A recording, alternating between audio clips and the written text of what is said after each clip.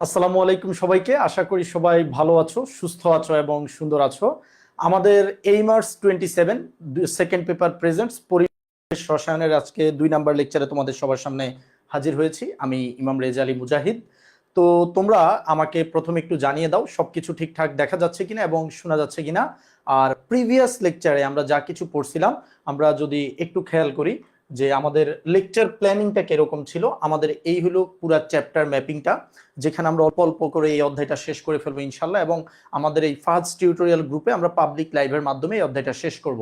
আর আমাদের যারা এইমার্সের স্টুডেন্ট আছো তাদের জন্য আমাদের যে প্রাইভেট গ্রুপ আছে, সেখানে আমাদের প্র্যাকটিস শিট, সেখানে আমাদের এক্সাম, এগুলা সবগুলা পেয়ে যাবে।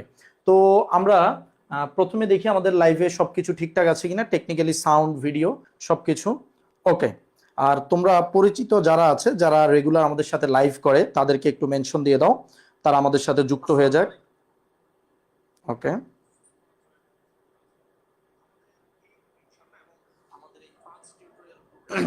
আশা করি সবকিছুই ঠিকঠাক আছে। কেমন আছেন? আলহামদুলিল্লাহ। এখানে লাইভ হচ্ছে? হ্যাঁ, লাইভ হচ্ছে এখানে। যারা সালাম দিয়েছো সবাইকে ওয়ালাইকুম আসসালাম। তানজিদ আহমেদ তন্ময় বলছে সবকিছু ঠিক আছে, ধন্যবাদ তন্ময়। তো একটু খেয়াল করো, গত ক্লাসে আমরা কি পড়ছিলাম। গত ক্লাসের পড়াশোনাগুলো না খুব ইন্টারেস্টিং ছিল। ওইখানে আমরা বায়ুমণ্ডল নিয়ে পড়ছি। আমরা যেই বাতাসে বসবাস করি, এটাকে আমরা কয়েকটা লেয়ারে ভাগ করছিলাম, মেইনলি 4টা লেয়ারে ভাগ করছিলাম, এর বাইরেও কিছু লেয়ার ছিল। সেগুলো নিয়ে পড়াশোনা করছি, কোন লেয়ারে কি হয়, কোন লেয়ারে টেম্পারেচার বাড়ে, কোন লেয়ারে কমে, কোন লেয়ারে ঘূর্ণিঝড় হয়, কোন লেয়ারটা আবার সেফ থাকে। হ্যাঁ, বিভিন্ন ডেটা, কোন লেয়ারের টেম্পারেচার কত, সবকিছু আমরা আগের লেকচারে দেখছিলাম। এবং বইয়ের বিশাল পড়াশোনাটাকে আমরা 2-3টা স্লাইডের মধ্যে কি করছিলাম, সামারি করে ফেলছিলাম। এরপর আমরা দুর্যোগ নিয়ে হালকা পাতলা জ্ঞান অর্জন করছিলাম। এবং সেখানে আমাদের আগের লেকচারে আমাদের কিন্তু একটা জিনিস পড়ার কথা ছিল, যে গ্যাসের পরিচয় ও নানাবিধ একক। যদিও আমি বলছিলাম এটা প্রথম লেকচারে পড়াবো, কিন্তু প্রথম লেকচারে আমরা সময় সংকুলন করতে পারি নাই। তো আজকে দ্বিতীয় লেকচারে আমরা তাহলে এখান থেকে শুরু করব, যে গ্যাসের পরিচয় ও নানাবিধ একক। এককগুলাকার গ্যাসের যে চলক আছে তাদের একক, এবং আরেকটা হলো বয়েলের সূত্র। আজকের দিনে আমাদের টপিক হলো এই দুইটা আমরা শেষ করব। আশা করি তোমরা আমাদের সাথে, খুব বেশি সময় না, 1.5 ঘন্টার কাছাকাছি টাইমে আমাদের লাইফটা চলবে। এরকম আমাদের সাথে যদি সপ্তাহে একটা করে ক্লাস তোমরা করে যাও, তাহলে অতি দ্রুত তোমাদের পরিবেশ রসায়ন টপিকটা শেষ হয়ে যাবে। আর রমজানের পর আমরা হয়তো ক্লাসের স্পিড আরেকটু বাড়াই দিব। ঠিক আছে, এখন একটু সবারই ব্যস্ততা বেশি থাকে। অহনা আসছে, রাকিব আসছে, নাফিস আসছে, নাফিউ আলম, রুমেল, হ্যাঁ অনেক পরিচিত মুখ দেখতে পাচ্ছি। সান আসছে, জুমু আসছে। ওকে, তো আসো ভাইয়ারা, আমরা আমাদের পড়াশোনায় ঢুকে যাই, পড়াশোনাটা আমরা শুরু করে দেই। ঠিক আছে, পড়াশোনাটা আমরা শুরু করে দেই।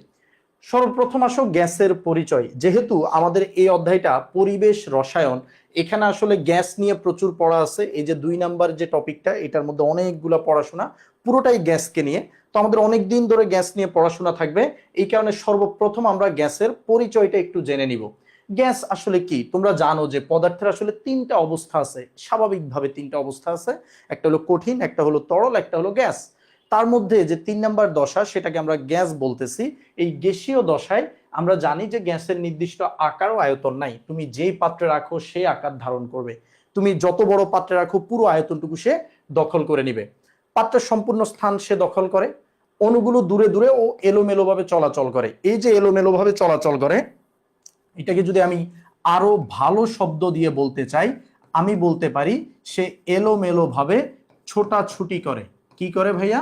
ছোটাছুটি করে। মানে গ্যাসের কণাগুলো না প্রচন্ড গতিশীল হয়, তারা প্রচুর বেগে এদিক ওদিক ছুটাছুটি করতে থাকে। ঠিক আছে, ছুটাছুটি করতে ব্রায়োনীয় গতি বলে। আমরা এটা নিয়ে পরে আরো ডিটেলস আমাদের আছে গতিতত্ত্বে, আমরা সেখানে দেখব। সহজে সংকুচিত হয়। তুমি যদি গ্যাসকে চাপ দাও, এটা খুব সহজে সংকুচিত হয়ে যাবে। ঘনত্ব কম, বিস্তার দ্রুত। গ্যাসের ঘনত্ব স্বাভাবিকভাবে কঠিন বা তরলের তুলনায় অনেক কম হয়। হ্যাঁ, এবং এটা খুব তাড়াতাড়ি ছড়িয়ে যেতে পারে। দেয়ালে সংঘর্ষের ফলে চাপ সৃষ্টি হয়। গ্যাসের চাপ কাকে বলে জানো? গ্যাসের চাপ বলে, এই যে ধরো একটা পাত্রের মধ্যে তুমি গ্যাসকে রাখলা।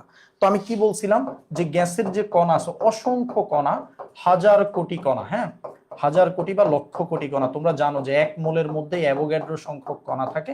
তো এই যে অসংখ্য কণা, তারা কিন্তু এরকম স্থির নয়, তারা প্রচন্ড বেগে দৌড়াদৌড়ি করতে থাকে। তো প্রচন্ড বেগে যখন দৌড়াদৌড়ি করে, দেখো সবাই গিয়ে কি করে, দৌড়াইতে দৌড়াইতে গিয়ে এই পাত্রের গায়ে হইলো ধাক্কা দেয় এক একজন। পাত্রের গায়ে সব সময় ধাক্কা চলতেই থাকে। হ্যাঁ, ধাক্কা দিচ্ছে, আবার এদিকে আসে, আবার এদিকে, এইভাবে সবাই পাত্রের গায়ে কি করতে থাকে, কন্টিনিউস ধাক্কা দিতে থাকে, আবার তাদের নিজেদের মধ্যে ধাক্কা লাগতে থাকে। এই পাত্রের গায়ে ধাক্কাটা, এটাকেই আমরা চাপ বলে থাকি। এটাকে আমরা গ্যাসের কি বলে থাকি, চাপ বলে থাকি। তারপরে হলো তাপমাত্রা বাড়লে অণুর গতিশক্তি বাড়ে। স্বাভাবিক, তুমি যদি এখানে তাপ দাও, তাহলে আগে যারা এই যে দৌড়াদৌড়ি করতো, এখন কণাগুলো আরো জোরে দৌড়াদৌড়ি করবে যখন তুমি তাপমাত্রা বাড়াই দিবা। ঠিক আছে, তাপমাত্রা বাড়াই দিলে দৌড়াদৌড়ি আরো বেড়ে যাবে। ঠিক আছে, ওকে। কালকে আমার ক্লাসের পরে ফ্যান হয়ে গেছে, হ্যাঁ 26 তোমাদের জন্য দেখা হবে। ঠিক আছে, তোমাদের জন্য দেখা হবে। ওকে ওকে, ফ্যান হয়ে গেছে। আরেকজন বলছে তুমি এসি হও নাই কেন। গুড। এবার আসো, গ্যাসের অবস্থা নির্ভর করে পিভিটিএন। আচ্ছা, গ্যাসের অবস্থা আসলে নির্ভর করে চারটা জিনিসের উপর। একটা হলো গ্যাসের চাপ, তারপরে আরেকটা হলো ভি দ্বারা বোঝানো হয় ভলিউম, বাংলায় বলা হয় আয়তন। টি দ্বারা বোঝানো হয় টেম্পারেচার, মানে হলো তাপমাত্রা, তাপমাত্রা। এবং এন দ্বারা বোঝানো হয় মোল সংখ্যা। কি বোঝানো হয়, মোল সংখ্যা। এই যে চারটা জিনিসকে তোমরা দেখতে পাচ্ছ, যাদেরকে দিয়ে আসলে গ্যাসকে প্রকাশ করা হয়, এই চারজনকে বলা হয় গ্যাসের চলক। এই চারজনকে কি বলা হয়, এই চারজনকে বলা হয় গ্যাসের চলক। অর্থাৎ এদের উপর গ্যাসের প্রপার্টিজ বা গ্যাসের কন্ডিশন ডিপেন্ড করতেছে। ঠিক আছে, তো আমাদের আজকে প্রথম পড়াশোনা হলো এই চলকগুলোর বিভিন্ন একক নিয়ে। যদি বলে গ্যাসের চলক কয়টা, চারটা। কি কি, চাপ, আয়তন, তাপমাত্রা এবং মোল সংখ্যা। এবং আমাদের যে গ্যাস সূত্রগুলো দেখতেছো না ভাইয়ারা, এই যে গ্যাস সূত্র, আজকে বয়েলের সাথে পরিচিত হবো। বাকি সূত্রগুলাও সবগুলাই চারটা চলক নিয়েই আসলে গঠিত। চলকগুলোকে এইদিক ওইদিক করে ডানে বামে সরিয়ে ফিক্সড ধরে আমরা এগুলা আগায় যাব। এবার আসো, আমরা আমাদের দ্বিতীয় আলোচনায় চলে যাই। গ্যাসের পরিচয় তো আমরা জানলাম। আমরা এখন যেটা দেখব সেটা হলো কি, সেটা হলো ভাইয়া, ওকে, ওরা আসলে দুষ্টু তাই খুব লাফালাফি করে। মেহরাব ঠিক বলেছ। গ্যাস চলকের নানাবিধ একক, যে গ্যাস চলকগুলো আছে, আমরা যখন পড়াশোনা করবো, আমরা অ্যাকচুয়ালি পড়াশোনা এগুলো ঢুকি না, আমাদের পড়াশোনাটা শুরু হবে বয়েল থেকে। ঠিক আছে, তো বয়েলে ঢুকার আগে তুমি যখন এই চলকগুলা নিয়ে কাজ করবা, এই চলকগুলার বিভিন্ন ধরনের একক থাকে। এককের মধ্যে কনভার্সন আমাদেরকে জানতে হয়। তো সেই এককগুলা নিয়ে আমরা কথা বলবো। তো প্রথমে আমি যে চলকটা নিয়ে কথা বলবো, সে চলকটা হলো আয়তন। ইংলিশে বলা হয় ভলিউম। এই কারণে এটাকে আমরা ভি দ্বারা প্রকাশ করি। কি দ্বারা প্রকাশ করি, ভি দ্বারা প্রকাশ করি। তোমাকে সর্বপ্রথম যেটা জানতে হবে যে কোনো একটা চলকের এসআই একক কি। এই চলকটার এসআই একক হলো আমাদের মিটার কিউব। আচ্ছা, মিটার কিউব এই জিনিসটা দিয়ে আসলে কি বোঝায়? শুনো, কিছু জিনিস না একটু প্র্যাকটিক্যালি ফিল করতে হয়, না হলে তুমি কখনো এই জিনিসগুলো শুধু মুখস্থ করে পারবা না। যেমন দেখো, মিটার কিউব জিনিসটা কি। মিটার কিউব বলতে বোঝায় এমন একটা বাক্স, যেই বাক্সের দৈর্ঘ্য, প্রস্থ, উচ্চতা সবকিছু 1 মিটার করে। এই যে ধরো একটা বাক্স আঁকার চেষ্টা করছি আমি, এই যে ধরো একটা বাক্স, এই বাক্সটার যদি দৈর্ঘ্য, প্রস্থ, উচ্চতা, এই যে দেখো বাক্স আমরা কিভাবে আঁকতে পারি, এই যে একটা 3D বাক্স এঁকে ফেলতেছি। ও মাই গড, নিজেকে আর্টিস্ট মনে হচ্ছে। হ্যাঁ, এই যে একটা বাক্স আঁকলাম আমি, এই বাক্সটার যদি দৈর্ঘ্য, প্রস্থ, উচ্চতা, এই যে ধরো এখান দিয়ে আছে উচ্চতা, দৈর্ঘ্য, প্রস্থ, উচ্চতা, তুমি একটা ছক্কা বলতে পারো। তো ছক্কা তো ছোট, এরকম একটা বড় ছক্কা যার দৈর্ঘ্য, প্রস্থ, উচ্চতা সবকিছু কদ্দূর করে হবে, 1 মিটার কিউব করে হইলে সেটাকে আমরা বলতে পারি যে এর আয়তন হলো 1 মিটার কিউব। এতটুকু জায়গাকে আমরা বলি 1 মিটার কিউব। আচ্ছা, এটা কত বড় হইতে পারে একটু ভাবো। একজন পূর্ণ দৈর্ঘ্যের মানুষ যখন তার হাতকে প্রসারিত করে, তখন হাতের এই মাথা থেকে এই পর্যন্ত আনুমানিক 1 মিটার হয়ে থাকে। অথবা একজন পূর্ণ দৈর্ঘ্যের মানুষ যদি দাঁড়ায়, তাহলে মাটি থেকে তার কোমর পর্যন্ত দৈর্ঘ্য হলো 1 মিটার। তাহলে 1 মিটার কিউব মানে এত বড় একটা বাক্স, যার দৈর্ঘ্য, যার প্রস্থ এবং উচ্চতা সবকিছু কত করে আছে, 1 মিটার করে আছে। তাহলে সেটাকে আমরা কি বলতে পারবো, 1 মিটার কিউব আয়তন বলতে পারবো।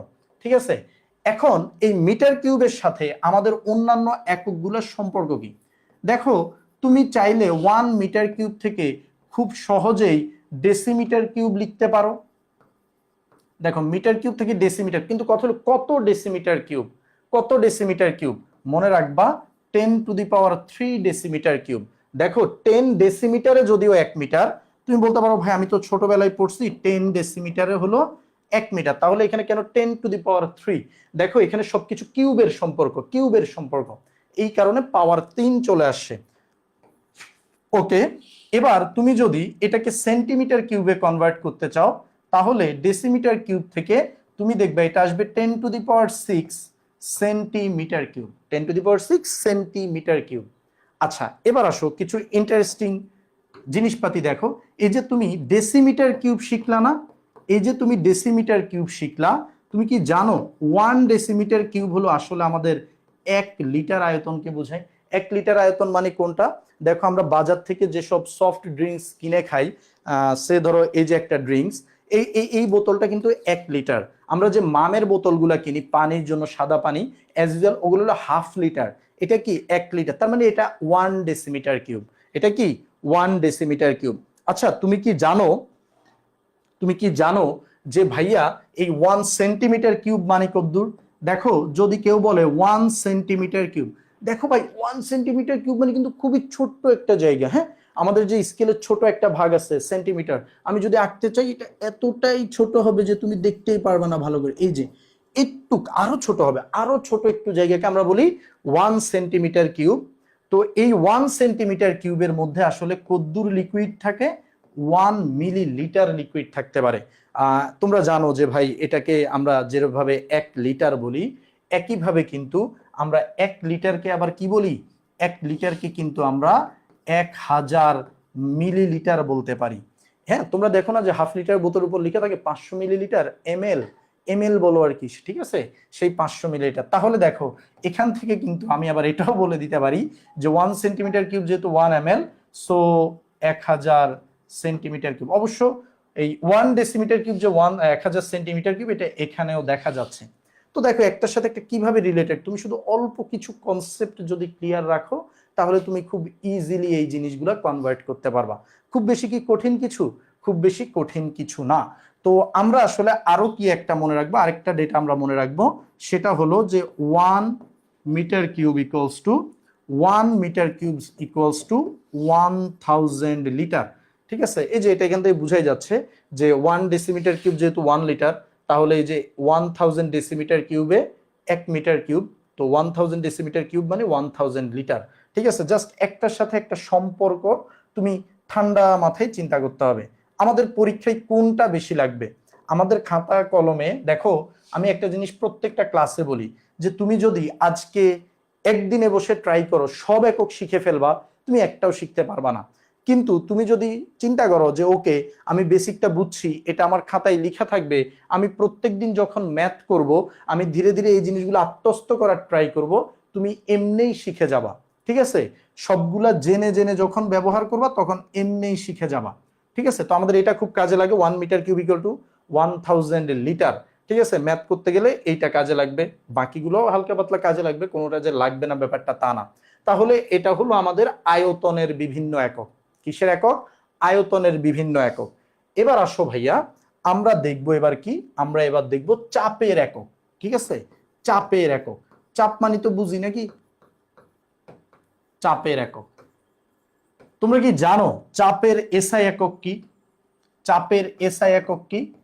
চাপের এসআই একক হলো, চাপের এসআই একক হলো নিউটন পার মিটার স্কয়ার। হ্যাঁ, নিউটন পার মিটার স্কয়ার, বা এটাকে আমরা বলি প্যাসকেল। আগে আমি প্যাসকেলের সাথে পরিচিত হই। আমাদের চাপের এসআই একক কি? প্যাসকেল। ছোটদের ক্লাস চলে নাকি? না রে, ছোটরা নাই রে। উমা সবাই দেখি এফআরসি 26 বাসি এসে বসে আছো। ঠিক আছে, এফআরসি 26 তোমাদের জন্য আমার একটা গিফট আছে, সেটা আসতেছে, তোমরা হতাশ হওয়ার কিছু নাই, তোমাদের সাথেও দেখা হবে। ঠিক আছে, ওকে, ধীরে ধীরে চেষ্টা করলে একদিন একদিন সব বলে। সায়ান তুমি এসএসসি তেও আসছো, এখানেও আসো, হাই রে। ওকে, সমস্যা নাই, থাকো, শিখতে পারবে, এগুলো তোমাদেরও লাগবে। কি বলছি? এসআই একক হলো প্যাসকেল। এখন প্যাসকেল আসলে কি মনে রাখবা, প্যাসকেল যেই কথা, নিউটন পার মিটার স্কয়ার একই কথা, নিউটন পার মিটার স্কয়ার একই কথা। আমার মনে আছে ছোটবেলায় একটা জোকস শুনছিলাম, জোকসটা হলো এরকম, একদিন সকল বিজ্ঞানীরা কি করতেছিল জানো? ওই যে লুকোচুরি খেলতেছিল। তো লুকোচুরি খেলার মধ্যে আমরা বলি না যে এই যে তুমি 1 পিরিচ, তুমি 2 পিরিচ, হ্যাঁ, ধরো এরকম সবাই লুকোচুরি খেলতেছে। তো নিউটন কি করলো, যে এখানে ধরো আইনস্টাইন হলো এবার চোর ছিল, আইনস্টাইন এখানে দাঁড়ায় আছে চোখ বন্ধ করে, সবাই যে যার মতো লুকাই গেল, নিউটন লুকায় নাই। সে কি করলো, সে একটা বক্স আঁকলো। সে একটা বক্স এঁকে, সে বক্সটার এই দিকে 1 মিটার, আবার এই দিকে 1 মিটার একে সে হলো মাঝে দাঁড়ায় আছে। কে দাঁড়ায় আছে মাঝে? মাঝে দাঁড়ায় আছে হলো নিউটন ব্রো। এখন স্বাভাবিকভাবে আইনস্টাইন যখন পিছনে তাকাইছে, আইনস্টাইন পিছনে তাকাই দেখেছে, বলে যে এই যে নিউটন 1 পিরিচ। নিউটন বলে না, আমি তো 1 পিরিচ না, 1 পিরিচ তো প্যাসকেল। এই ভাই 1 পিরিচ কিভাবে প্যাসকেল হয়? বলে যে দেখো, আমি যে জায়গার উপর দাঁড়ায় আছি এটা হলো কি 1 মিটার বাই 1 মিটার, তার মানে এটার ক্ষেত্রফল হলো 1 মিটার স্কোয়ার। তো 1 মিটার স্কোয়ারের উপর যদি 1 নিউটন দাঁড়ায় থাকে, 1 মিটার স্কোয়ার জায়গার উপর যদি 1 নিউটন বল প্রযুক্ত হয়, সেটাকে আসলে প্যাসকেল বলা হয়। এই জন্য নিউটন মিটার স্কোয়ার যেটা, নিউটন পার মিটার স্কোয়ার যেটা, সেটাই হলো আসলে প্যাসকেল। দুইটা একই জিনিস, এটা মাথায় রেখো। তো প্যাসকেল খুবই ছোট একটা একক, হ্যাঁ, খুবই ছোট একটা একক, মানে অনেক অল্প পরিমাণ এনার্জিকে আসলে প্যাসকেল বলা হয়। তুমি যদি নর্মালি চিন্তা করো, প্যাসকেল হলো যে এত বড় একটা জায়গা, ওই যে 1 মিটার স্কোয়ার মানে তো বুঝো, এত বড় একটা জায়গার মধ্যে তুমি যদি অল্প একটু 100 গ্রাম যে মশলার প্যাকেট আছে, ওই মশলা যদি ছড়ায় ছিটায় দাও, তাহলে যতটুকু চাপ এটার উপর প্রযুক্ত হবে, খুবই অল্প একটু চাপ প্রযুক্ত হবে, ওই চাপটাকে আমরা 1 প্যাসকেল বলতে পারি। তো প্যাসকেলের এই করুণ দশা দেখে আসলে আরেকটা একক আছে, তোমরা ছোটবেলায় ওই এককটা নিয়ে পড়ছিলা, সেটা হলো এটিএম বা বায়ুচাপ। এই যে 1 ATM, তোমরা টরিসেলির একটা পরীক্ষা পড়ছিলা এবং সেখানে দেখছিলা যে এক বায়ুচাপ দিয়ে আসলে চাইলে 76 সেন্টিমিটার মার্কারিকে খাড়া করায় রাখা যায়। কত সেন্টিমিটার মার্কারিকে? 76 সেন্টিমিটার মার্কারিকে দাঁড় করায় রাখা যায়। এখন 76 সেন্টিমিটার মার্কারিকে আবার এই সেন্টিমিটারকে তুমি মিলিমিটারে কনভার্ট করলে 760 মিলিমিটার মার্কারি, সব আসলে 1 ATM কেই বোঝায়। ভাই এটিএম এর সাথে প্যাসকেলের সম্পর্কটা কি? দেখো, এটিএম এর সাথে প্যাসকেলের সম্পর্কটা খুব সুন্দর। সুন্দর একটা নাম্বার দিয়ে মনে রাখবা, 1 ATM ইকুয়ালস টু 10, 13, 25 প্যাসকেল বা newton metre inverse 2। 1 ATM equal to 10, 13, 25 pascal. ঠিক আছে, তাহলে এই হইলো আমাদের প্যাসকেল, যেটা খুবই ছোট একটা একক। এই যে দেখো, প্রায় 1 লক্ষ প্যাসকেল যখন এক হয়, তখন সেটা কি হয়? তখন সেটা 1 ATM এর সমান হয়, এই 1 বায়ুচাপের সমান হয়। ঠিক আছে, এখন আরো কিছু একক আমাদের আছে। তুমি তো এটিএম জানলা, সেন্টিমিটার মার্কারি জানলা, প্যাসকেল জানলা, তুমি কি জানো ডাইন নামের একটা একক আছে? ডাইন নামের একটা একক আছে, পুরান ডাইন না, ওইটা হলো ডাইন পার সেন্টিমিটার স্কোয়ার। এটা কি? এই যে প্যাসকেল তুমি দেখতে পাচ্ছ, বা এই যে নিউটন মিটার স্কোয়ার তুমি দেখতে পাচ্ছ, এই যে 1 প্যাসকেল, একজন প্যাসকেল ইকুয়াল টু হইল 10 জন ডাইনি। ঠিক আছে, ডাইনি না, ডাইন আসলে, ডাইন পার সেন্টিমিটার স্কোয়ার। এই এককটা খুব একটা পরীক্ষায় আসে না, খুব একটা পরীক্ষায় আসে না, হতাশ হওয়ার কিছু নাই, মোটামুটি লেভেলে জানলেই হবে। ঠিক আছে, মোটামুটি লেভেলে জানলে হবে। আচ্ছা, আমি এই এককটাকে একটু সাইডে নিয়ে যাই, এই যে এখানে একটু নিয়ে আসি। 1 প্যাসকেল ইকুয়াল টু 10 ডাইন, হ্যাঁ, 10 ডাইন পার সেন্টিমিটার স্কোয়ার। ওকে, এবার আসো, এই যে 1 ATM গুলো 10, 13, 25 বলছি না, নাম্বারটা ঠাড়া মুখস্থ করে ফেলো, 10, 13, 25, 10, 13, 25। ওকে, এই 10, 13, 25কে কত ভাবে লেখা যায়? আমি যদি এই নাম্বারটাকে 1000 দিয়ে ভাগ করে দেই 101.325, তখন আমি প্যাসকেলকে লিখতে পারবো কিলো প্যাসকেল। 1000 দিয়ে ভাগ করলে সেটা কি হয়ে যায়? কিলো। এই যে কিলো মানে হাজার, তো তুমি এখানে যখন হাজার লিখছো, এখানে 1000 দিয়ে ভাগ করে দিছো। আচ্ছা, আবার দেখো, তুমি কিলো প্যাসকেলে নিবা না, কিন্তু তুমি চাইলে দশমিকটাকে 5 ঘর এদিকে নিয়ে আসতে পারো, 1.01325 ইন্টু, তুমি যেহেতু 5 ঘর এদিকে আনছো, তুমি 10⁵ দ্বারা গুণ করবা, এত প্যাসকেল তুমি লিখতে পারো। 1.01325 ইন্টু 10⁵ প্যাসকেল, এটা তুমি লিখতে পারো। ওকে, গুড। এখন তুমি কি জানো, এই যে এখানে যে তুমি নাম্বারটা দেখতে পাচ্ছ, এই যে নাম্বারটা দেখতে পাচ্ছ, কোন নাম্বারটা? 1.01325। 1 ATM ইকুয়াল টু, তুমি যদি 10⁵ কে বাদ দাও, এই 10⁵ কে একত্র করে ফেলো, এটা ইকুয়াল টু হয়ে যাবে এত বার। এই এককটাও আমাদের খুব কাজে লাগবে, এটা কাজে লাগবে, এটা কাজে লাগবে। হ্যাঁ, চাপের এককগুলো না একটু বেশি কাজে লাগে, বেশি কনভার্সন দেয়, এটা কাজে লাগে, প্রত্যেকটাই আসলে কাজে লাগবে। তো আমাদের হাজারি স্যারের যে বইটা আছে, হাজারি স্যারের বইতে কিন্তু 1 ATM = 1 বার ধরে ফেলছে। হাজারি স্যারের বইতে লেখা 1 ATM = 1 বার। কেন? ওই যে 1.01325 খুবই ক্লোজ দেখে এটা ধরে ফেলছে। কিন্তু আমরা এটা এই অকাজ করবো না, আমরা 1 ATM আর 1 বারকে সেম বলবো না। আমরা যেহেতু নাম্বারটা মুখস্থ করছি, শুধু দশমিকটা এখানে বসাই দিলে 01325 1.01325 বার হয়ে যায়। 1 ATM সমান এত বার। তাহলে দেখো সবচেয়ে ছোট একক কিন্তু প্যাসকেল, তারপরে বার, তারপরে কি এটিএম। আচ্ছা আরো ছোট আছে ডাইন, সবচেয়ে ছোট। ঠিক আছে, তো ছোট বড় তুমি আস্তে ধীরে বুঝে যাবা, কনভার্সন গুলা বুঝলে তুমি এমনিই বুঝে যাবা। তো চাপের একক বুঝার পরে, চাপের একক বুঝার পরে ভাইয়ারা আমরা দেখব তাপমাত্রার একক। এটা সবচেয়ে ইজি, কেমিস্ট্রিতে এটা কখনোই প্যারা দেয় না। শুধুমাত্র মনে রাখবা আমরা মোটামুটি সব সূত্রেই তাপমাত্রার এককটা ক্যালভিনে বসাবো। বলো তো ডিগ্রি সেলসিয়াস থেকে ক্যালভিনে কিভাবে নেই? যদি আমি বলি যে 10 ডিগ্রি সেলসিয়াস, হ্যাঁ আমরা এটা থেকে ক্যালভিনে কিভাবে নিব? ভাই ইজি, 10 এর সাথে 273 আমরা যোগ করে দিব, তাহলে এটা হবে 283 ক্যালভিন। শুধু ডিগ্রি সেলসিয়াস আর ক্যালভিনের মধ্যে কনভার্সন বুঝলেই হবে, অন্য কিছু খুব একটা দরকার হবে না। তো দেখি আমাদের বান্দারা বলো তো কে কি বুঝছো। এখানে আসলে খুব বেশি বুঝার নাই, খুব বেশি বুঝার নাই, অল্প কিছু জিনিস আছে। ওকে দেখি, ছোট সিনিয়র জুনিয়র মনে মারামারি লাগছে।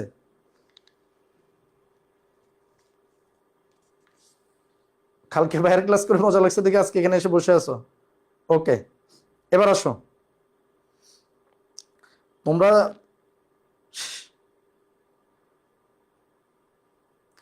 ওকে সিনিয়র জুনিয়র একটা এখানে র্যাগিং শুরু হবে কিছুক্ষণ পরে যা বুঝতেছি। ঠিক আছে, clear and note done. Oishi good. Last okay ইয়ে করো না তোমরা, শোনো একটু বলি ভাইয়া, কমেন্ট না প্রয়োজনে কইরো না। ঠিক আছে, শুধু প্রয়োজনে কমেন্টগুলো কইরো, অন্য কারণে কমেন্ট কইরো না। ঠিক আছে, আমি তোমাদের ক্লাসও বলছি যে অপ্রয়োজনীয় কমেন্ট আমি খুব একটা পছন্দ করি না। তাও দেখি যে গতকালকের ক্লাসে 1600 কমেন্ট হয়েছে। পছন্দ করি না, বারবার মানা করার পর 1600। যদি বলতাম যে করো তাইলে মনে হয় কমেন্ট 3000 হইতো। ঠিক আছে, ওকে বুঝছি বুঝছি। ওকে ফারেনহাইট কি দরকার নাই? ফারেনহাইট অ্যাকচুয়ালি আসে না। ঠিক আছে, ফারেনহাইটের কনভার্সন ওইভাবে দেয় না। কেউ যদি শিখে রাখতে চাও এই কনভার্সনটা ইউজ করতে পারো, C/5 F-32/9 এই নাম্বার দিয়ে চাইলে কনভার্ট করা যায়। বহুত হ্যাসেল, আমরা এত ঝামেলায় যাব না। বলি এই যদি কখনো দরকার হয়, যদি দরকার হয় এইটা ইউজ করার চাইতে স্মার্ট ওয়ে হইলো ইউজ ইউর ক্যালকুলেটর। তোমাদের ক্যালকুলেটরেই কি আছে? সবগুলো এককের রূপান্তর দেয়া আছে। যদি এসব না পারো, যে ম্যাথ পড়ায় না তোমাদের একটা ছেলে ঢাকা বিশ্ববিদ্যালয়ে, হ্যাঁ ওকে ধরে শিখে নিবা যে এগুলো শিখান নাই কেন ক্যালকুলেটরের, ক্যালকুলেটরের আগা মাথা তার থেকে শিখে নিবা। ঠিক আছে, কি যেন আবির আনন্দ মনে হয় নাম। ওকে ওকে জনকল্যাণ পার্টি জিন্দাবাদ। হ্যাঁ আমরা জনকল্যাণ পার্টির সমর্থক সবাই। ঠিক আছে, বুঝছি আবার বলে মিথ্যা বলার ইমোজি। হেস তেজস্ক্রিয় 28 বেশি হয়েছে। এই 28 তোরা ক্লাসে যা, 28 ক্লাসে যা, যা যা যা বাইর হ, বাইর হ, সব বের হ। ওকে তাহলে চলকের আমরা আমাদের 4টা চলক ছিল। একটা ছিল ভি, একটা ছিল যে চাপ, চাপ মিন্স হলো আমাদের এখানে পি। পি এর যে এককগুলো হইতে পারে, শোনো প্রথমে ধরেই মুখস্থ করতে যায়ও না, এখানে সব লিখা আছে, আমি একটা একটা করে তোমাদেরকে শিখাবো। আর তাপমাত্রা হলো টি। আমি বলতে পারবো আরেকটা তো আছে মোল সংখ্যা। দেখো মোল সংখ্যার একক কি? মোল সংখ্যার একক মোল। ঠিক আছে, ওরে নিয়ে গ্যাঞ্জাম করার কিছু নাই। মোল সংখ্যার একক নিয়ে তোমাদেরকে প্যারা খাওয়া লাগবে না। মোল সংখ্যার একক হলো মোল। ঠিক আছে, মোল সংখ্যা তার একক কি? তার একক হলো মোল। সো তোমাদেরকে প্যারা খাওয়া লাগবে না মোল নাম্বার নিয়ে। ঠিক আছে ভাইয়ারা, ওকে এবার আসেন, এবার আসেন। ওকে এবার দেখো বয়েলের সূত্র। আমরা মাত্র পরিবেশ রসায়নের যেই পার্টটা সবার কাছে অনেক জনপ্রিয়, সবাই মনে করে যে গ্যাস সূত্র মানেই এই অধ্যায়, তো সেই অংশে আমরা প্রবেশ করছি। এবং সর্বপ্রথম আজকে আমরা পড়তে যাচ্ছি কি? বয়েলের সূত্র। বয়েলের সূত্র, ঠিক আছে। তবে আমি বলতেছি এই অধ্যায়ের মেইন মজাটা শুরু হবে 4 নাম্বার টপিক থেকে। ঠিক আছে, আদর্শ গ্যাস বনাম বাস্তব গ্যাস, তারপরে সবচেয়ে বেশি মজা হলো আসলে এই 6 আর 7-এ। ড্যাম ম্যান, কিন্তু মজার বিষয় কি জানো, আমাদের স্কুল কলেজ এবং আমাদের অনেক ভাইয়ারা এইগুলা পড়াই না, ঠিক আছে? ওই পানির বিশুদ্ধতার মানদণ্ড, এটা এটা পড়তে হবে, খুবই মজার টপিক। হ্যাঁ, পড়াশোনা করে মজা পাওয়া যায় যে কয়েকটা জিনিসের, তার মধ্যে ওগুলো এক একটা। তো আসো আমরা বয়েলের সূত্রটা দেখি। দেখো আমাদের এখানে অনেকগুলো সূত্র আছে, আমি সূত্রগুলোর নাম যদি তোমাদেরকে আরেকবার দেখাই। বয়েল, চার্লস, গে লুসাক, আসলে গে লুসাক না, ওনার অ্যাকচুয়াল নাম হলো গ লুসাক। ওনার আসল নাম কি? গ লুসাক, কিন্তু আমাদের, হ্যাঁ, আমাদের বইতে জ্ঞান জানি গে লুসাক লিখা, আই ডোন্ট নো, এটার উচ্চারণ হলো গ লুসাক বলবো আমরা। গ লুসাকের সূত্র, সমন্বয় সূত্র, আদর্শ জ্ঞান সমীকরণ, ডাল্টন, গ্রাহাম, এই যে সবগুলা সূত্র তুমি দেখতেছো, এখানে আরেকটা সূত্র লেখা হয় নাই, সেটা হলো অ্যাভোগাড্রো সূত্রের নামটা লেখা হয় নাই, আমরা পড়ানোর টাইম পড়াই দিব। তো এই যে বয়েল, চার্লস, গলুসাক, অ্যাভোগাড্রো যাই বলো না কেন, প্রত্যেকটা সূত্রে তোমাকে জানতে হবে যে কোন সূত্রে কে আসলে কনস্ট্যান্ট থাকে। তো বয়েলের সূত্রের জন্য তুমি মনে রাখবা, বয়েলের সূত্রের জন্য কনস্ট্যান্ট থাকবে টেম্পারেচার ও মোল সংখ্যা। এই যে এন কি থাকবে? এন, এই দুইটা ধ্রুব থাকবে, এই দুইটা এর মান পরিবর্তন হবে না। তো আমরা এটা মনে রাখতে বলি কিভাবে? মনে রাখতে বলি, দেখো বয়েল মানিতে হলো সিদ্ধ করা। সিদ্ধ আমরা কি দিয়ে করি? সিদ্ধ আমরা তাপ দিয়ে করি। এই কারণে এখানে তাপমাত্রা টি কনস্ট্যান্ট থাকবে, মানে টি এর মানটা চেঞ্জ হবে না। আর এন হলো কি? এন হলো মোল সংখ্যা। মনে রাখবা, অ্যাভোগাড্রো সূত্র ছাড়া, অ্যাভোগাড্রো সূত্র ছাড়া বাকি সকল সূত্রেই মোল সংখ্যা কনস্ট্যান্ট থাকবে, মোল সংখ্যা ধ্রুব থাকবে বা কনস্ট্যান্ট থাকবে। আচ্ছা, এখন কনস্ট্যান্ট থাকলে হবে কি? তুমি চিন্তা করো, টোটাল চলক আছে, ভাইয়া বলছে কয়টা? ভাইয়া বলছে চলক আছে 4টা। এখন এই যে 4টা চলক আছে, একটা হলো পি, একটা হলো ভি, একটা হলো টি, একটা হলো এন। তার মধ্যে আবার এখন ভাইয়া বলে দিছে যে এই বয়েলের সূত্রে এন এবং টি এই দুইটা কনস্ট্যান্ট, তাহলে বাকি থাকে কি? বাকি থাকে পি এবং ভি। তো বয়েলের সূত্র আমাদেরকে বলে, তুমি একটু চিন্তা করো তো, এই ভলিউমের সাথে প্রেসারের সম্পর্কটা কেমন হবে? সমানুপাতিক না ব্যস্তানুপাতিক? এই যে দেখো, এটা যদি আমাদের একটা গ্যাস পাত্র হয়, আমি যদি চাপ দেই তাহলে কি হয়ে যাচ্ছে? চাপ বাড়ালে আয়তন বাড়ে নাকি কমে? আমি যখন চাপ বাড়াই, আমি যখন চাপ দেই, তখন গ্যাসের আয়তন কমে যায়। চাপ দেই, গ্যাসের আয়তন কি হয়ে যায়?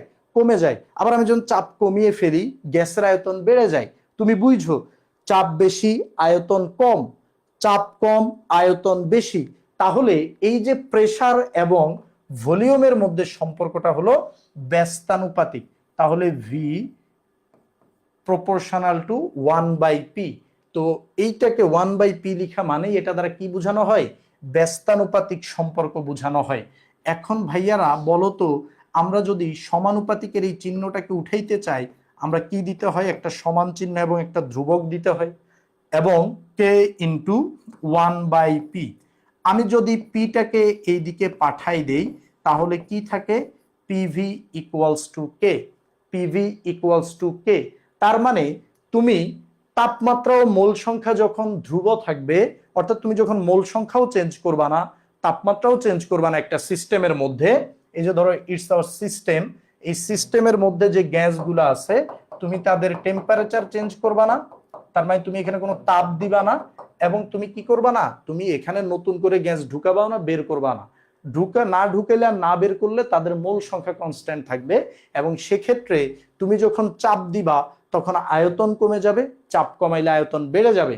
এইটাকে আমরা এখানে প্রকাশ করছি, এবং আমরা দেখতে পাইছি যে এই সিস্টেমের প্রেসার আর ভলিউমকে তুমি যতভাবেই গুণ করো, তাদের ভ্যালুটা কনস্ট্যান্ট থাকবে, মানে কে একটা ধ্রুব সংখ্যা থাকবে। এবং দেখো, আমি যদি এখন তোমাকে বলি যে এইখানে সিস্টেম যদি প্রেসার হয় P1, আয়তন যদি হয় V1, তাহলে তাদের গুণফল কত? তুমি বলো ভাই কনস্ট্যান্ট। গুণফল যা হবে, তুমি যদি এখানে প্রেসারকে বাড়িয়ে P2 করো, ভলিউম তাইলে এমন ভাবে চেঞ্জ হয়ে যাবে, তাহলে এটা V2 হয়ে যাবে, এবং এই দুইজনের গুণফলও কি থাকবে? কনস্ট্যান্ট থাকবে। দেখো, এটাও কনস্ট্যান্ট, এটাও কনস্ট্যান্ট, দুইটা কনস্ট্যান্টের ভ্যালু এখানে সেম একই সিস্টেমের জন্য। তাহলে কিন্তু আমরা বলতে পারি P1 V1 equal to P2 V2। এই যে P1 V1 equal to P2 V2 তুমি বলতে পারতেছো, এই সূত্রটা তোমার কোথায় কাজে লাগবে? P1 V1 equal to P2 V2, এই ফরম্যাটটা তোমার কাজে লাগবে হলো ম্যাথে। কোথায় কাজে লাগবে? ম্যাথমেটিক্যাল প্রবলেম যখন আমরা সলভ করতে যাব, সেই গাণিতিক সমস্যার সমাধান করতে গেলেই আমাদের এই ফরম্যাটটা লাগবে। তখন এই ফরম্যাটটা কাজে লাগবে না, কারণ তুমি তো কে এর মান জানো না, ঠিক আছে? সো আমরা এই ফরম্যাটটা কোথায় ইউজ করব? এটা আমাদের গ্রাফ আঁকতে কাজে লাগবে। আমি গ্রাফ এঁকে দেখাচ্ছি। আর P1 V1 P2 V2 এটা ম্যাথে লাগবে। বয়েলের সূত্রের এটা হলো ম্যাথ ভার্সন। আর এই যে ভি সমানুপাতিক 1/p এটা হলো মেইন বয়েলের সূত্র। তাহলে মনে থাকবে আমাদের কাহিনীগুলা। এই হলো আমাদের প্রাথমিক কাহিনী। এখন দেখো ভাইয়া, আমি তোমাদের বলছিলাম যে আমি তোমাদেরকে ম্যাথ করাবো এবং গ্রাফ দেখাবো। একটা সূত্রের মধ্যে প্রথমে সূত্রটাকে বিবৃত করব আমরা, যে কোনো সূত্র, তারপরে সেটার গ্রাফ দেখাবো, তারপরে সেটার ম্যাথ করব। এখন আসো এই বয়েলের সূত্রের আমরা একটু গ্রাফগুলা দেখি। হ্যাঁ, গ্রাফ। ওকে, গ্রাফগুলোর মধ্যে আমি কয়েকটা গ্রাফ তোমাদেরকে এঁকে একটু দেখাতে চাই। যদিও আমি খুব একটা ভালো গ্রাফ আঁকি না, তাও একটু দেখানোর চেষ্টা করি। খেয়াল করো, প্রথমে আমরা যে গ্রাফটা অঙ্কন করব, কয়েকটা গ্রাফ আঁকবো। ওকে,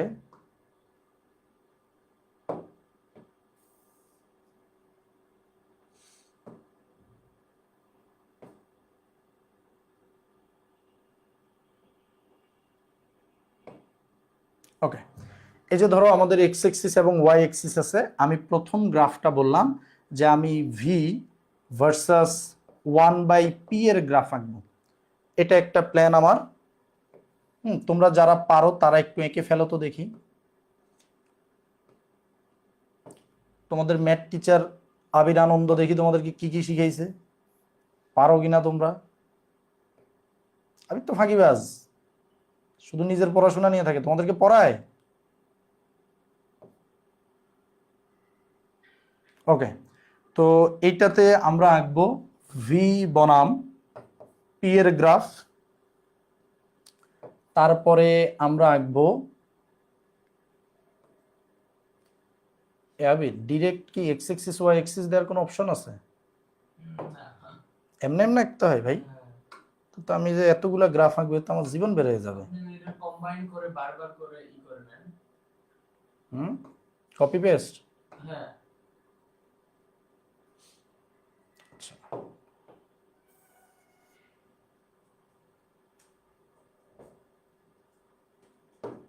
ওকে, তো প্রথমে এগুলা দেখি, তিনটা গ্রাফ আগে দেখি। এটা হলো ধরো পিভি ভার্সাস পি।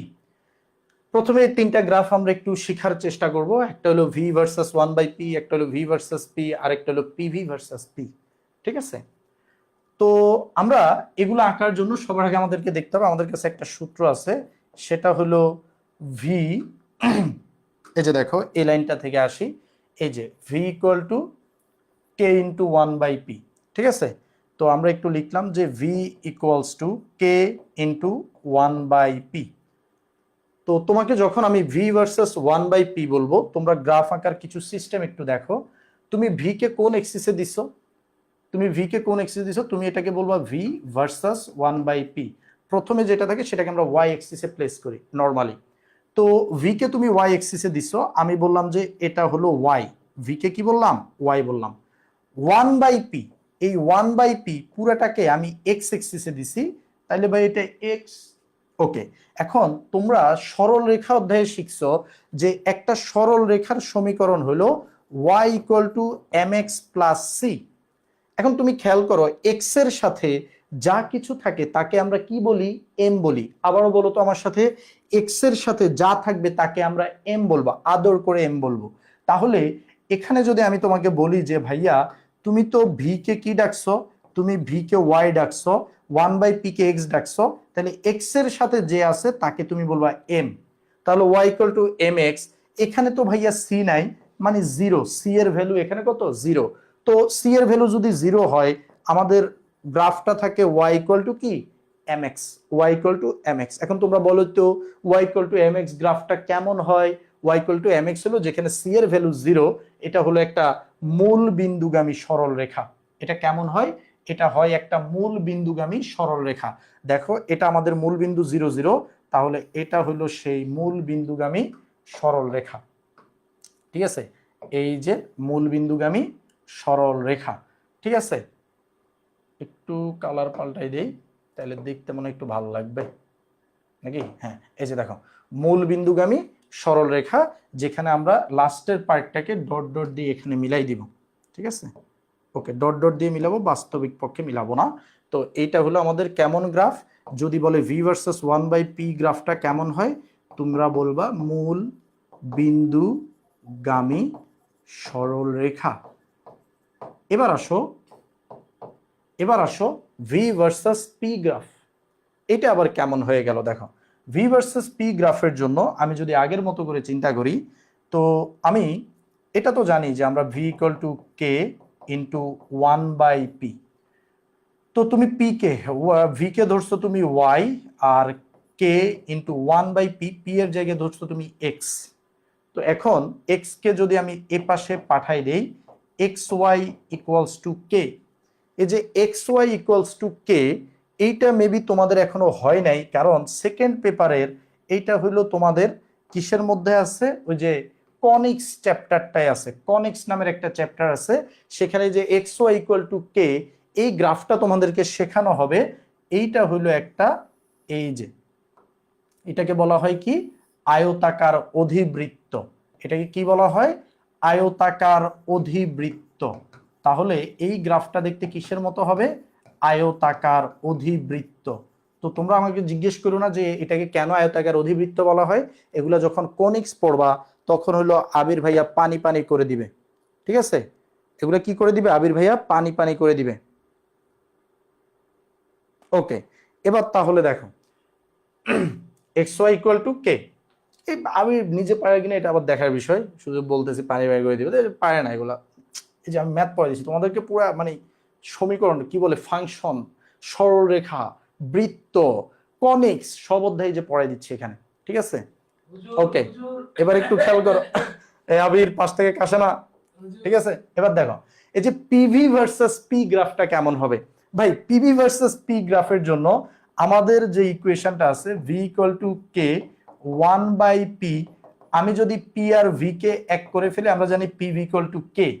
এখন ভাই যে রেখাতে পিভি ইকুয়াল টু কনস্ট্যান্ট, যেখানে তুমি তার লগে আর কার গ্রাফ আঁকবা? তুমি এক্স অক্ষে যারেই দাও কোনো লাভ নাই, এখানে তুমি যেভাবেই দাও না কেন এই গ্রাফটা হবে এক্স অক্ষের সমান্তরাল। এটা কার সমান্তরাল হবে? এটা হবে এক্স অক্ষের সমান্তরাল। ঠিক আছে, তোমরা এটা পড়ছো না যে যদি ধ্রুব মান হয় তাহলে সেটা কি হবে? এক্স অক্ষের সমান্তরাল হবে। এটার ইকুয়েশনটা যেন কি ছিল ভুলে গেছি। হ্যাঁ, Y equals to K maybe. হ্যাঁ, এই যে পিভি ইকুয়াল টু হলো আমাদের Y, Y equals to K হলো এক্স অক্ষের সমান্তরাল রেখাকে আমরা ওয়াই ইকুয়ালস টু কে বলতে পারি। ঠিক আছে, এখানেও আমরা ডট ডট দিয়ে মিলাই দিব। বাস্তবে আসলে প্রেসার জিরো হবে না। হ্যাঁ, বাস্তবিকভাবে তুমি যদি এখানে বাস্তবিকভাবে মিলাই দাও লাইনটা টেনে, তাহলে এখানে কি হয়ে যাবে? প্রেসারের মান জিরো হয়ে যাবে। কিন্তু বাস্তবিকভাবে প্রেসারের মান জিরো হলে আমাদের তো আবার পিভি ইকুয়াল টু কি হয়ে যাবে? এটা অসংজ্ঞায়িত চলে আসবে। এই কারণে আমরা এখানে মিলাই দিব না। তো যাই হোক, আমরা তিনটা গ্রাফ শিখলাম। তো আমি তো তোমাদেরকে তিনটা গ্রাফ করে দিলাম, দেখি তোমরা আমাকে একটা দুইটা গ্রাফ একটু এঁকে দাও তো। আচ্ছা, একটাই এঁকে দাও, যাও, আমি এত খারাপ না, এতগুলো দিব না। তিনটা তোমাদেরকে শিখালাম, তোমরা এখন আমাকে একটা গ্রাফ করে দিবা। কোন গ্রাফটা করে দিবা? আর এই গ্রাফগুলোতে কারো কোনো সমস্যা থাকলে আমাকে বলবা।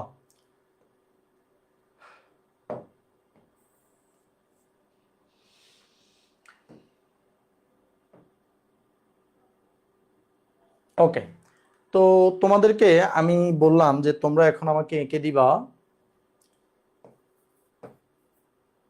Log V versus log 1/p, এই গ্রাফটা এঁকে দিবা আমাকে।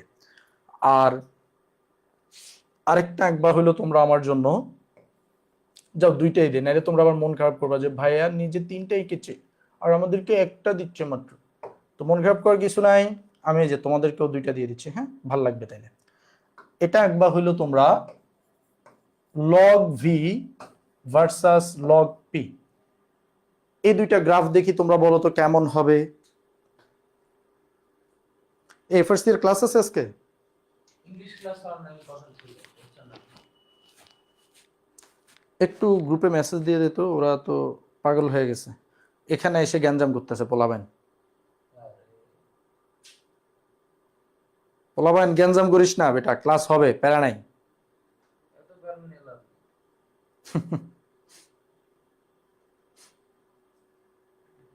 বলো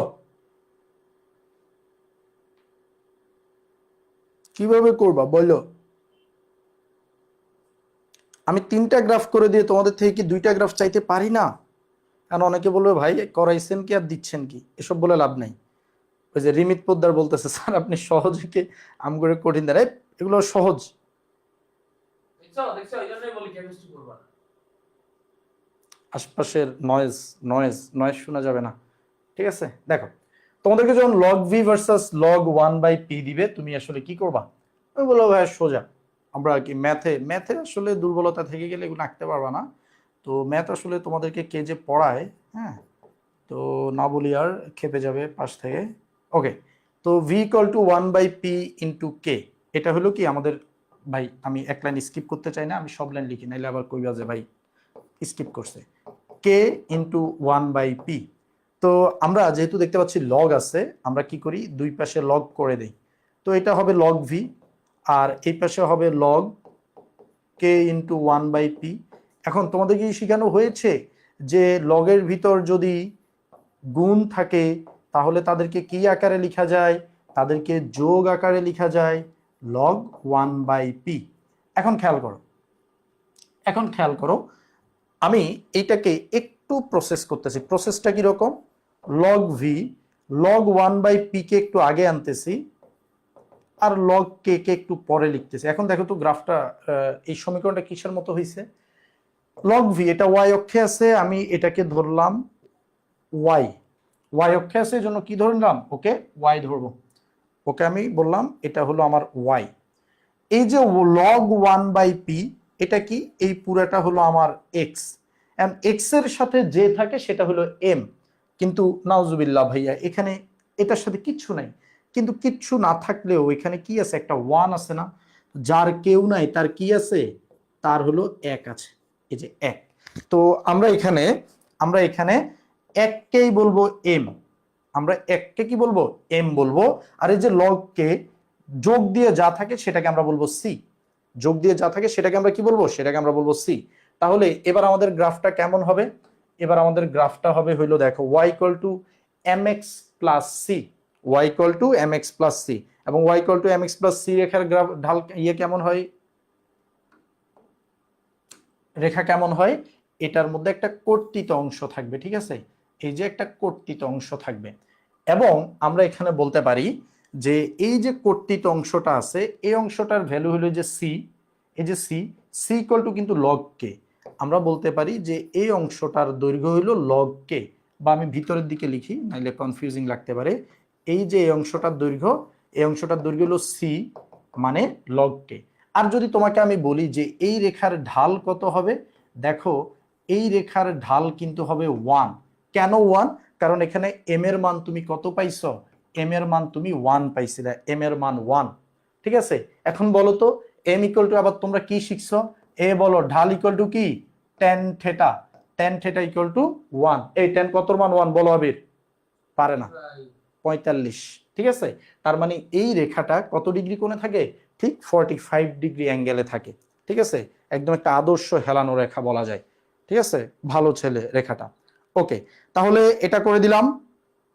আসো পরেরটা কিভাবে করবা। পরেরটার জন্য দেখো, ওরে আল্লাহ টাইম শুধু চলে যায়, কত ম্যাথ বাকি, গ্রাফে আছি আমরা। পরেরটার জন্য আমরা দেখি যে এখানে লগ ভি লগ পি দুইটাই আছে, তাহলে ভি ইকুয়াল টু কে ইন্টু 1/p। যেহেতু এখানে 1/p এর কাজ নাই, আমি পিটাকে এই পাশে নিয়ে আসি, পিভি ইকুয়াল টু কে। দুই পাশে আমি একটু লগ করি, লগ পিভি করলে log P plus log V লেখা যায়, ইকুয়াল টু লগ কে। তারপরে আমি এখানে কি করতে পারি ভাইয়া বলো তো, আমার টার্গেট হলো এমনভাবে ইকুয়েশনটাকে আনা, এক পাশে হলো ওয়াই অক্ষে যেটা আছে লগ ভি থাকবে, যে লগ ভি কে আমি এক পাশে রাখবো কারণ এটা ওয়াই, আর এগুলাকে ওই পাশে পাঠিয়ে দিবেন। লগ পি কে এ পাশে পাঠাইলে হবে মাইনাস লগ পি, আর লগ কে তো আগে থেকে আছে। এখন তোমরা দেখো, তোমরাই শিখে গেছো যে ভাইয়া ইকুয়েশনটা কিসের মতো হয়েছে। এই যে লগ ভি ওয়াই অক্ষ বরাবর আছে, তার মানে ও হলো ওয়াই। এই যে লগ পি সেটা হলো এক্স অক্ষ বরাবর আছে, সে হলো এক্স। কিন্তু এখানে কিন্তু একটা মাইনাস আছে, তাহলে এটা মাইনাস এম এক্স। এম এর ভ্যালু এখানেও কিন্তু কি 1, এম এর ভ্যালু এখানেও 1, তাহলে মাইনাস এম এক্স। আর এই যে লগ কে দেখতেছো এটা ইকুয়াল টু সি। তাহলে এই যে Y equal to minus M X plus C, minus M X plus C, ভাইয়া Y equal to minus M X plus C, এটা কেমন রেখা হবে? ঋণাত্মক ঢালের রেখা হবে। ঋণাত্মক ঢাল কেমন হয়? ঋণাত্মক ঢাল হলো মুখ থুবড়ে পড়া একটা গ্রাফ। এই যে জীবনে মুখ থুবড়ে পড়ছে এরকম একটা গ্রাফ, ঠিক আছে? এটার ঢাল কত? এটার ঢাল হলো -1। এটার ঢাল কি? -1। ওকে, ঢাল ইকুয়াল টু -1। এই বলো, এই যে গ্রাফগুলা যা বুঝাইলাম, প্রথম দিকে তোমাদের কাছে গ্রাফ একটু টাফ লাগবে, এটা একটু স্বাভাবিক, ঠিক আছে? কারণ তোমরা গ্রাফ এর আগে এইভাবে আঁকার হয়তো প্র্যাকটিস করা হয় নাই, কিন্তু আস্তে ধীরে বুঝে বুঝে কয়েকবার করলে তোমার কাছে গ্রাফগুলা সহজ লাগবে, ঠিক আছে? কয়েকবার করলে গ্রাফগুলা কেমন লাগবে? সহজ লাগবে, ঠিক আছে? ওকে, এবার আসো ভাইয়া, এবার আসো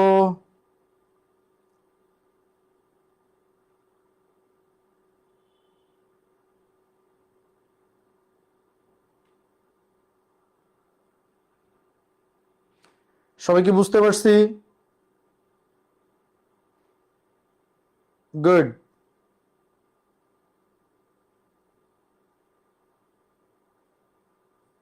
ক্লাস এন্ড নোট ডান, বুঝছি। ওকে, রাহুল দাদার আর্কাইভ ক্লাসে গ্রাফগুলো করে ফেলছিস, গুড, সেরা পোলাপান। এই যে এখন তাইলে তোমার জন্য বোঝাটা খুব ইজি। হ্যাঁ, এই গ্রাফগুলাই সব মিলাই গ্রাফ, এগুলাই এগুলাই লাগে, এর বেশি লাগে না। এখন আসো তোমাদেরকে গ্রাফের ব্যাপারে একটা লাস্ট কনসেপ্ট দেখায়ে আমি গ্রাফের আলোচনা শেষ করতে যাচ্ছি। এটা হলো ওকে, তো ধরো আমি তোমাকে বললাম কোন গ্রাফটা আঁকবো, দেখি সহজ একটা গ্রাফ নেই। ধরো ভি ভার্সেস 1/p, এটা একই নাকি? না, ভি ভার্সেস পি একই, যেটা সবচেয়ে বেশি লাগবে। ভি ভার্সেস 1/p গ্রাফটা আমাদের কেমন হয়? কে কল দেয় এত রাতে? আমার বন্ধু কল দিয়েছে, পরে কথা বলবো বন্ধুর সাথে, ঠিক আছে? এখন একটু খেয়াল করো, এই যে আমরা এই বরাবর যদি ভি বলি, ভি এখানে যদি বলি 1/p, তাহলে গ্রাফটা কেমন হয়েছিল? ভালো হয়েছে, মোটামুটি হয়েছে। আচ্ছা, এই গ্রাফ বরাবর তোমরা আমাকে বলো তো, সবাই একটু বলো তো দেখি, যদি এখানে টেম্পারেচার ধরে নাও, এই বিন্দুতে টেম্পারেচার হলো 25°C ধরে নাও, তাহলে তোমরা আমাকে বলো তো এই বিন্দুতে টেম্পারেচার কত হবে? 25-এর বেশি হবে নাকি কম হবে নাকি সমান হবে? দেখি বলো তো, 25-এর বেশি হবে নাকি কম হবে নাকি সমান হবে?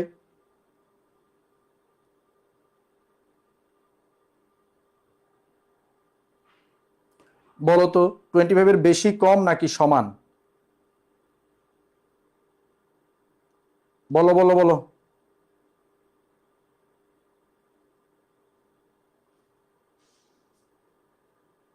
ভাইয়া গ্রাফটা কেমন কেমন লাগছে? একটু লাগবে, হ্যাঁ। Same Rimit Poddar, same Rumen. আর তোমরা এত সেরা কেন? খুবই ভালো বলা পায়। এই হ্যাঁ, আসলেই সমান কেন? দেখো, এই গ্রাফটা আঁকার আগেই কিন্তু আমরা বলে দিছিলাম যে এন ও টি কি থাকবে?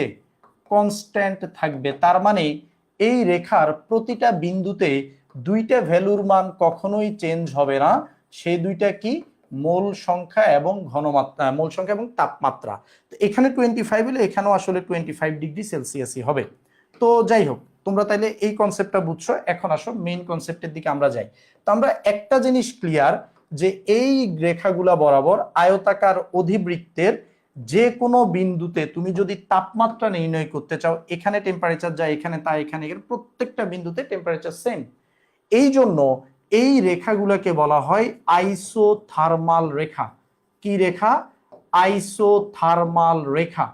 তার মানে ধরো এই বরাবর টেম্পারেচার 1 হলে পুরো রেখা বরাবর 1 হবে, T1 হবে, ঠিক আছে? এখন আমার প্রশ্ন হলো, ধরো আইসোথার্মাল মানে কি? আইসো মানে সমান, থার্মাল মানে তাপ, মানে পুরো রেখা বরাবর তাপমাত্রা সমান, এই জন্য আইসোথার্মাল। ওকে, এখন আমি যদি আরেকটা গ্রাফ আঁকি, এটা দ্বারা বোঝানো হচ্ছে যে টেম্পারেচার যদি চেঞ্জ হয়ে যায় তাহলে ওর প্যারালাল আরেকটা গ্রাফ পাওয়া যাবে, সেই টেম্পারেচারটা হলো T2। কি বলছি, যে টেম্পারেচার যদি চেঞ্জ হয়ে যায়, সে টেম্পারেচার T1 থেকে T2 হয়ে গেছে, তাহলে প্যারালাল আরেকটা গ্রাফ পাওয়া যাবে। এবং যদি আমাদের টেম্পারেচার আবার চেঞ্জ হয়, ধরো আবার চেঞ্জ হয়ে গেল, টেম্পারেচার আবার চেঞ্জ হয়ে গেল, কি বাজে আঁকতেছি, হ্যাঁ আবিরের বদয়া লাগছে শিওর। ওকে, এটা হলো T3, তাহলে আরেকটা প্যারালাল আমরা গ্রাফ পাবো। এখন তোমাদেরকে প্রশ্ন করবে যে ভাইয়া বলি তো T1, T2 আর T3 এই তিনটা টেম্পারেচারের মধ্যে সবচেয়ে বড় টেম্পারেচার কোনটা? এই ধরনের এমসিকিউ আসে, তবে তোমরা যেই পাকনা পোলাবাইন আশা করি তোমরা এটা পারবা। বলো T1, T2 এবং T3 এর মধ্যে কোনটা সবচেয়ে বড় একক? কোনটা সবচেয়ে বড় একক?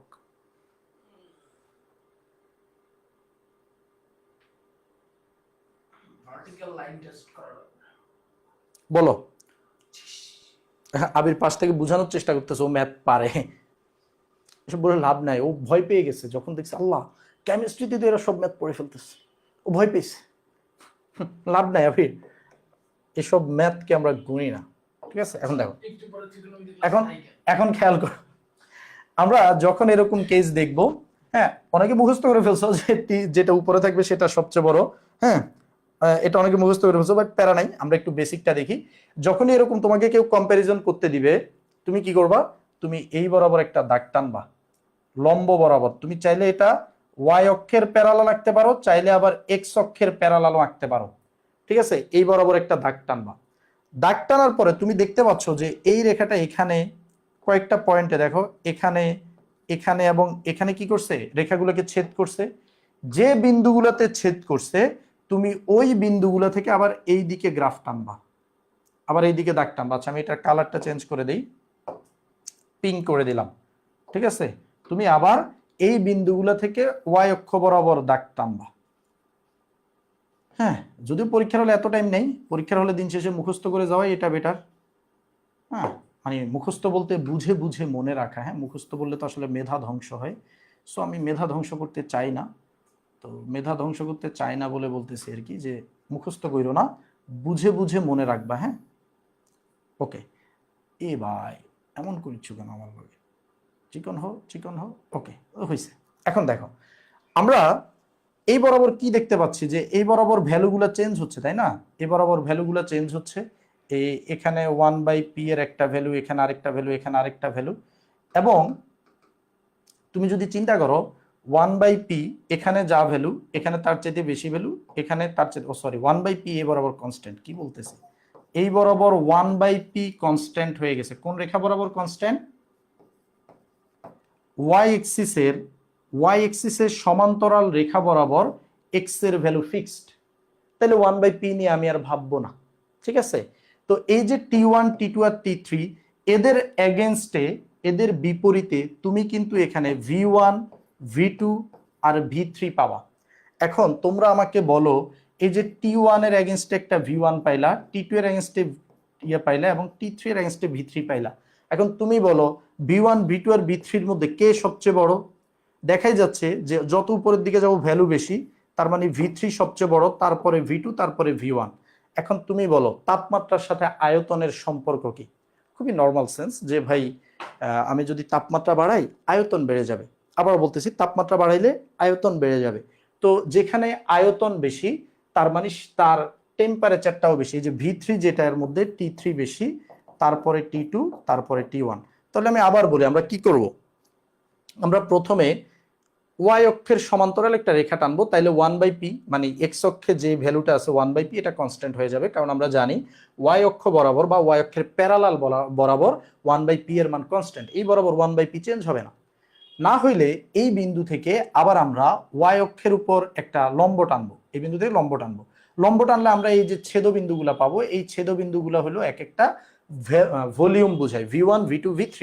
তো আমরা দেখতে পাচ্ছি যে এই দাগ বরাবর V3 সবচেয়ে বড়, তারপর V2, তারপর হলো V1। তো এবার ভলিউমের সাথে টেম্পারেচার সম্পর্ক হলো সমানুপাতিক। এই কারণে যেখানে V3 বড় এখানে T3 বড়, V2 বড় হইলে তারপরে T2, তারপর V1 এবং সবার ছোট হলো এই জন্য T1। সো আমরা বলতে পারি T3 সবচেয়ে বড়, T2 T1। তো এটা মনে রাখার একটা শর্টকাট আছে, পরীক্ষার হলে এমসিকিউর জন্য তো আর আমরা এত কিছু করব না। এমসিকিউর জন্য মনে রাখবো সবসময় যেই দাগটা উপরে থাকে, যেটা সবার উপরে থাকে সেটা বড় হয়, যেটা সবার উপরে থাকে সেটা বড় হয়। যাদের গ্রাফ নিয়ে কিছুটা ঘোলাসা আছে, clear and note done, clear and note done. Okay, তো যাদের গ্রাফ নিয়ে একটু ঘোলাটে অবস্থা আছে তারা ভালো করে এই জিনিসগুলো বারবার দেখো, ম্যাথের সাথে একটু কম্পেয়ার করো, তাইলেই হবে। এই যে কমেন্টে শুরু হয়েছে ফা, ফা কি, হ্যাঁ এই জিনিস কি, তা আছে দাঁড়াইলে পোলাবেন বলে ফা। ওকে, এবার আসো আমরা ম্যাথ করি, ঠিক আছে? আমরা একটু ম্যাথ করি, আবির মানে নিস তো, আমরা একটু ম্যাথ করি। ম্যাথের জন্য একটু সাউন্ড করে যাস। ওকে, ম্যাথের জন্য আমরা বলছিলাম কি, যে ম্যাথমেটিক্যাল প্রবলেমগুলো আছে সেগুলোর জন্য আমরা বলছিলাম P1 V1 equal to P2 V2, এই সূত্রটা আমরা অ্যাপ্লাই করব, ঠিক আছে? P1 V1 equal to P2 V2 এই সূত্র আমরা অ্যাপ্লাই করব। তো তার আগে বুঝতে হবে এটা বয়েলের সূত্র কিনা। হ্যাঁ, তার আগে বুঝতে হবে এটা বয়েলের সূত্র কিনা। আসো আমরা ধীপ ধাপ করে 20 মিনিটে কয়েকটা ম্যাথ করে ফেলি। এই যে স্থির তাপমাত্রায় 1.3 ATM চাপে যখনই তোমাকে কেউ বলবে যে স্থির তাপমাত্রা, তুমি বুঝে যাবা এটা হলো বয়েলের সূত্র। হ্যাঁ, এটা হলো বয়েলের সূত্র। 1.3 ATM চাপে, তো এটা একটা প্রেসারের ভ্যালু দেয়া, ধরে নিলাম এটা হলো P1, 1.3 ATM, 500 ml আয়তনের একটি গ্যাসকে, তাহলে প্রেসার 1-এ যে আয়তনটা আছে 500 মিলিলিটার, এটা হলো আমাদের V1। একটি গ্যাসকে 1 ATM চাপে আনা হলো, প্রেসার চেঞ্জ করে P2 করা হলো এবং P2 হলো 1 ATM। এখন আমাদেরকে বলছে বর্তমান আয়তন কত হবে। একটা ছাগলকে যদি আমি কিছু ঘাস দিয়ে বলি যে ভাইয়া বলি তো ম্যাথটা কিভাবে করবে, সেও পারবে, ঠিক আছে? তো তোমরা তো মানুষ, তোমরা নাই পারতে পারো। সলিউশন, আমরা কি বলছি, যে আমরা যখনই দেখব স্থির তাপমাত্রা আমরা বুঝবো এটা বয়েলের সূত্র, এবং বয়েলের সূত্রে আমরা কোন সূত্রটা ইউজ করব, কোন ভার্সনটা, P1 V1 equal to P2 V2। এখন তুমি বের করতে চাচ্ছ V2, তুমি কি করবা, P1 V1 divided by P1 V1 divided by P2। এই যে P2 কে এই পাশে পাঠাই দিবা, P2। এখন ভ্যালুগুলো বসিয়ে দাও, বসিয়ে দাও, বসিয়ে আমাকে অ্যান্সার বলো। 1 ইন্টু V1 এর মান হলো 500। দেখো আমি 500 মিলিলিটার কি ভাইয়া লিটার নিতে হবে, না প্রয়োজন নাই, তুমি যেই এককে ইনপুট দিবা ওই এককে আউটপুট পাবা। হ্যাঁ, P2 কত, এই P1 কত, P1 1.3, P1 হলো 1.3, V1 হলো 500 মিলিলিটার, আর P2 হলো 1, ঠিক আছে? তো তুমি 500 কোন এককে দিছো, মিলিলিটারে দিছো, এটাও মিলিলিটারে পাবা। অনেকে ফিজিক্সে এই জিনিসগুলো করে ফেলছো, তাদের জন্য ইজি, তাদের জন্য ইজি। ফিজিক্সের যারা, ওই যে একটা অধ্যায় আছে, নামটা ভুলে গেছে অধ্যায়ের, তাপগতিবিদ্যা মেবি, ওই অধ্যায়ে জিনিসগুলো আছে। হ্যাঁ,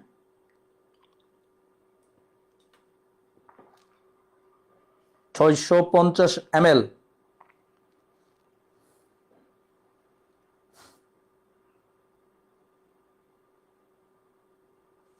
রুমেল, তোমার নাম আমি মনে রাখলাম, রুদ্র চৌধুরী মনে রাখলাম।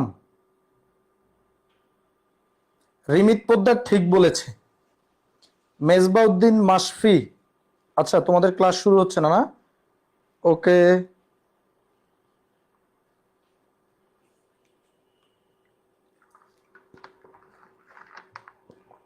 ভাই প্রথম পত্র অধ্যায় 3-এর ক্লাস চাই। প্রথম পত্র অধ্যায় 3 তুমি যদি পেতে চাও একদম প্রিমিয়াম লেভেলের কন্টেন্ট, এই অধ্যায়টা অনেকেই পারে না। হ্যাঁ, অনেকেই অধ্যায়টা পারে না, কারণ আমাদের পড়ানোতে দেখা যায় অনেকে অধ্যায়কে এত লেন্দি বানাই ফেলে, আমরা এই অধ্যায়টা আর শিখতেই পারি না। তো আমাদের এই মার্সে আমরা খুবই, মানে আমাদের এই মার্সে স্টুডেন্টদেরকে জিজ্ঞেস করলে বুঝতে পারবা যে আমরা এমনভাবে অধ্যায়টা পড়াইছি, এখন পর্যন্ত অনেকগুলো কলেজে এক্সাম হয়েছে, তো কেউ আসলে কোনো অ্যান্সার ছাড়া লাগে নাই, ঠিক আছে? ওরাই তোমাদেরকে বলবে যে খাতায় যা পড়াইছি তাই পরীক্ষায় আসবে, কিচ্ছু মিস যাবে না ইনশাল্লাহ। তো তুমি যদি তৃতীয় অধ্যায়টা চাও, আমাদের এই মার্চ ফার্স্ট পেপারে এনরোল করতে পারো, খুব ভালো পেয়ে যাবা, সবকিছু আর্কাইভে দেওয়া আছে। আমাদের কয়েকদিন আগে অধ্যায়টা শেষ হয়েছে। হ্যাঁ, তো কত আসছে ভাই অ্যান্সারটা, 650 মিলিলিটার, 650 মিলিলিটার। টিএ তাহসিন, ওকে, চ্যাপ্টার 10 এর সাথে মিল আছে, গুড, বুঝতে পেরেছো? ওকে,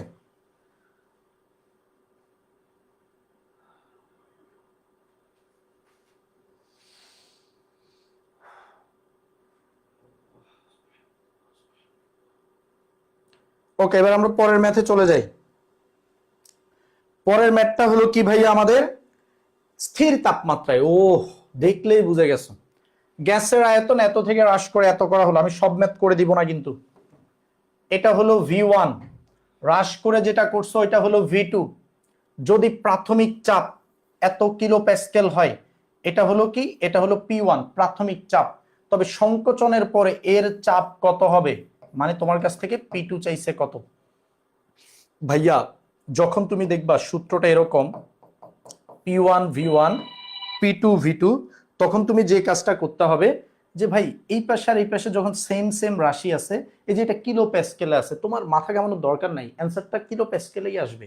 আর এখানে 540 ml, এখানে 320 ml, এই জিনিসটা সেম একক রাখতে হবে। এখানে মিলিলিটার এখানে লিটার দিলে কিন্তু হবে না, ঠিক আছে? তো আমাদের একক সেম আছে, আমরা যখন বসাই দিব তখন আমাদের P2 ইকুয়াল টু আসবে P1 V1 বাই V2। তাহলে P1 কত, P1 হলো 63.3, V1 হলো আমাদের 540, আর V2 হলো 3। এই আমি না বলছি করে দিব না, এটা করে দিলাম না, অ্যান্সারটা কি বাক্স। আর এখানে অ্যান্সারটা কোন এককে আসবে, কিলো প্যাসকেল এককে আসবে। একক দেয়াটা ইম্পর্টেন্ট। পরের math, 35 metre cube, 35 metre cube, 35 metre cube. এখন একটু খেয়াল করো। ওকে, 35 মিটার কিউব আয়তনের একটি পাত্রে কিছু নাইট্রোজেন গ্যাস এত কিলো প্যাসকেল চাপ দেয়। ওয়াও, ওর একটা প্রেসার এত চাপ দেয় একই তাপমাত্রায় 500 মিটার কিউব আয়তনের। ভাই এটা হলো আমাদের V1, এটা P1, একই তাপমাত্রায়, তাপমাত্রা যখন সেম, এই ওয়ার্ডটা একটু খুঁজতে হবে। বয়েলের সূত্র আসবে 500 মিটার কিউব আয়তনের অন্য একটি পাত্রে গ্যাসটি স্থানান্তরিত করা হলে, 500 মিটার কিউব মানে V2 এর মান হয়ে যাবে 500 মিটার কিউব। তোমাকে ওই গ্যাস পাত্রের চাপ বের করতে হবে, তাই তো? গ্যাস পাত্রের চাপ বের, ইজি ইজি, করে দিব না, করে দিব না, করে দিব না, ঠিক আছে? মিটার কিউব এককগুলা দেখবা যে V1 যেহেতু আমাদেরকে দেয়া আছে 35 মিটার কিউব, এবং V2 আমাদেরকে দেয়া আছে 500 মিটার কিউব। এককগুলা ঠিক আছে কিনা, ঠিক আছে? এককগুলা ঠিক আছে না, এককগুলো মিটার কিউব, ঠিক আছে? আচ্ছা, আমার মনে হয় এখানে টাইপিং মিস্টেক এটাই যে 35.0 মিটার কিউব না, এটা আসলে 350 মিটার কিউব হওয়ার কথা ছিল। তো যাই হোক, যেভাবে আছে আমরা ওইভাবে ম্যাথ করি। তবে 35 থেকে 500 যাওয়াটা উইয়ার্ড দেখাই, এটা মেবি 350 মিটার কিউব থেকে 500 মিটার কিউব হওয়ার কথা ছিল। যাই হোক, যা ইচ্ছা তা, আমরা পারবো ইনশাল্লাহ। কেউ না পারলে কিন্তু বইলো, হ্যাঁ?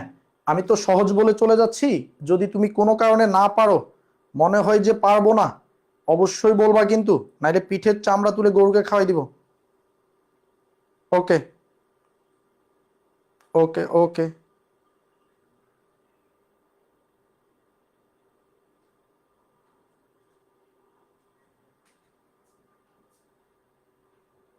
এখন দেখো, এটা স্থির তাপমাত্রায় 100 কিলো প্যাসকেল চাপে, স্থির তাপমাত্রায় 100 কিলো প্যাসকেল চাপ, এটা হলো P1। একটি গ্যাসের আয়তন 1 লিটার, এটা হলো V1। 125 কিলো প্যাসকেল চাপে, এটা হলো P2। ওই গ্যাসের আয়তন কত হবে? ভাই এই লজ্জাজনক ম্যাথ আর করতে পারবো না। সহজ ম্যাথ, সহজ ম্যাথ, একই টাইপের জিনিসপাতি এগুলা। আসো, এটা খুব মজা, দেখি এটা তোমরা করে তো। এটার অ্যান্সারটা সবাই আমাকে বলো তো, এটা কত হবে? এটা এটা আমি করে দিব না, এটা তোমরা করে আমাকে অ্যান্সার বলো। আগেরগুলা পরে করো, আগে যেগুলো হোমওয়ার্ক রেখে গেছে আমি অর্ধেক করে, ওগুলা পরে করো, ওগুলা পারবা। অনেক ইজি রুমেল, ঠিক বলেছো, এগুলো অনেক ইজি।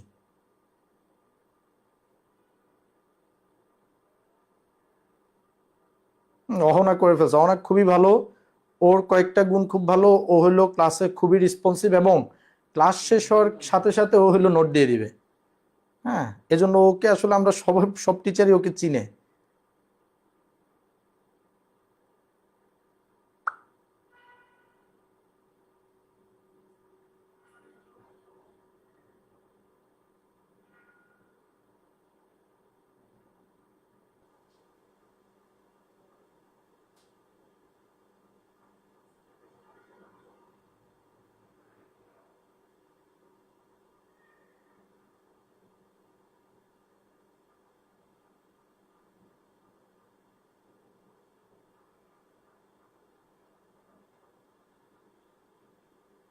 রুদ্র, তোরে ভুলি নাই।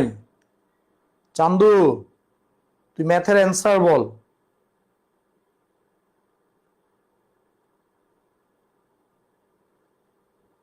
এই বলো। বলছে 25 ডিগ্রি সেলসিয়াস তাপমাত্রায় 50 লিটার আয়তনের একটি সিলিন্ডার 15 ATM চাপে বায়ুপূর্ণ আছে। যদি বায়ুমণ্ডলের চাপ 25 ডিগ্রি সেলসিয়াস তাপমাত্রায়, তার মানে দেখো টেম্পারেচার কিন্তু চেঞ্জ করে নাই, আগেও 25 এখনো 25 এটিএম হয়, 1 ATM হয়, এবং ওই সিলিন্ডার মুখ খুলে দেওয়া হয়, তবে কত লিটার বায়ু সিলিন্ডার থেকে বের হয়ে যাবে? অ্যান্সার রুমেল যা বলছো তা মেবি হবে না, ঠিক আছে। তারপরে নাফিউ, এসান, রিমিত পোদ্দার অ্যান্সারটা হয়েছে, তারপর অনামিকার অ্যান্সারটা হয়েছে। দেখো কি বলছে, এখানে একটা টুইস্ট আছে। টুইস্টটা হলো, ধরো এটা আমাদের সিলিন্ডার, হ্যাঁ, এই যে সিলিন্ডারটার এই যে এখানে এটা হলো ধরো ওর মুখ। এই সিলিন্ডারটার আয়তন হলো কত লিটার? সিলিন্ডারটার আয়তন হলো 50 লিটার। তো তুমি এই সিলিন্ডারটার মুখ বন্ধ ছিল, এটার ভিতরে প্রেসার ছিল 15 ATM, আর বাহিরে প্রেসার কত? 1 ATM। বাহিরে যেহেতু প্রেসার কম, কেউ যদি এই মুখটাকে খুলে দেয় তাহলে কি হবে? তাহলে এখান থেকে গ্যাসগুলো বের হয়ে যাবে, কারণ গ্যাসের আয়তন বেড়ে যাবে। খুলে দেয় মানে কি, এখানেও চাপ 1 ATM হয়ে যাবে। দেখো এটা তার V1, এটা তার P1, এবং এটা হলো P2। আমরা যদি এখন বলি যে P1V1 equal to P2V2, P2V2, তো আমরা V2 যদি বের করি, P1V1 বাই P2, আমাদের P1 এর ভ্যালু কত রে ভাইয়ারা? আমাদের প্রেসার হলো 15 ATM ছিল, ভলিউম 50 লিটার ছিল, সেখান থেকে 1 ATM হয়েছে। তুমি যখন গুণ করবা তুমি পাবা 750 লিটার। 750 লিটার, এটা V2 এর মান। এখন দেখো আমার এখানে যে 50 লিটার গ্যাস ছিল, তাদের আয়তন বৃদ্ধি পেয়ে হয়ে যাবে 750 লিটার। কিন্তু সবাই কি বের হবে? সবাই কি বের হবে? মনে রাখবা, যেহেতু এগুলো সিলিন্ডারের মধ্যে ওর ভিতরটা কি তুমি কখনো শূন্য জায়গা করে ফেলতে পারবা? তুমি এখান থেকে যদি 750 লিটার গ্যাসকেই বের করে দাও, তাহলে ভিতরে কি থাকবে? ভিতরটা কি শূন্য হইতে পারে? না ভাই, ভ্যাকুয়াম এত সহজে হবে না। ভ্যাকুয়াম হওয়ার জন্য তুমি মেশিন দিয়ে ভ্যাকুয়াম করতে হবে। নর্মালি তুমি যখন রেখে দিবা খুলে, তখন প্রেসার এখানে হয়ে যাবে ভিতরেও 1 ATM, বাইরেও 1 ATM। তাহলে 750 লিটার পুরাটা বের হবে না, এখানে ভিতরে যে 50 লিটার আছে একটুক থেকে যাবে, বাকি 700 লিটার এটা থেকে বের হয়ে যাবে, আর 50 লিটার এখানেই থেকে যাবে। ঠিক আছে, কেন বের হবে? এখানেও প্রেসার 1 ATM, বাইরেও 1 ATM। ধরো 700 লিটার বের হওয়ার পর বাকি 50 লিটার দেখলো, আচ্ছা বাইরে হইলেও প্রেসার 1 ATM, ভিতরও 1 ATM, তাহলে বের কেন হবো? প্রেসার তো একই। প্রেসার ডিফারেন্স না থাকলে গ্যাস বের হবে না। প্রেসার ডিফারেন্স না থাকলে গ্যাস বের হবে না। ওকে, 750 হলো V2, বাট বাহির হবে 700 litre. Good answer, good answer. Okay, এখন দেখো আমরা পরের ম্যাথটা দেখি। এটা ইন্টারেস্টিং। আগেরটা পারলে এটা তুমি এমনিই পারবা। কক্ষ তাপমাত্রায় একটি সিলিন্ডার 10 ATM চাপে 50 লিটার হাইড্রোজেন গ্যাস আছে একটি সিলিন্ডারে। ওকে, এটা হলো আমাদের প্রেসার 1, এটা হলো আমাদের V1। এখন বলছে 2 ATM চাপে, এটা হলো প্রেসার 2, কিন্তু এটা V2 কিনা এটা আমাদেরকে একটু দেখতে হবে। চাপে 2 লিটার আয়তন বিশিষ্ট কটি বেলুন ওই হাইড্রোজেন গ্যাস দ্বারা পূর্ণ করা যাবে? তার মানে এখানে কেসটা এরকম, আগের কেসের মতোই, যে আমাদের কাছে একটা সিলিন্ডার আছে, সিলিন্ডারটার আয়তন 50 লিটার এবং এর ভিতরে 10 ATM চাপ আছে। আমরা সিলিন্ডারটার সাথে কানেক্ট করব হলো কি, সিলিন্ডারটার সাথে আমরা কানেক্ট করব হলো বেলুন, এবং বেলুনের ভিতর 2 ATM চাপ থাকে, একটা বেলুন। এখন একটা বেলুনের আয়তন আমরা 2 লিটার পর্যন্ত করব, এবং তার ভিতর চাপ হবে 2 ATM। তাহলে কয়টা বেলুন ফুলানো যাবে? তুমি কিন্তু এই 2 লিটারকে আবার কেউ V2 ধইরো না ভাই, কারণ V2 আমাকে বের করতে হবে। ঠিক আছে, তো আমরা যখন বলবো V2 equal to P1V1 by P2, তুমি আগের ম্যাথটার কনসেপ্ট বুঝলে এটা বুঝবা। P1 হলো 10, V1 হলো ভাইয়া 50 লিটার, আর P2 হলো 2, তখন তোমার অ্যান্সারটা আসবে 250 লিটার। এটা তোমার V2। কিন্তু প্রশ্ন হলো, তোমার এই পাত্র থেকে 50 লিটার কিন্তু কখনোই বের হবে না। কেন বের হবে না? কারণ প্রেসার বাহিরে ভিতরে যখন সমান হয়ে যাবে গ্যাস কেন বের হবে?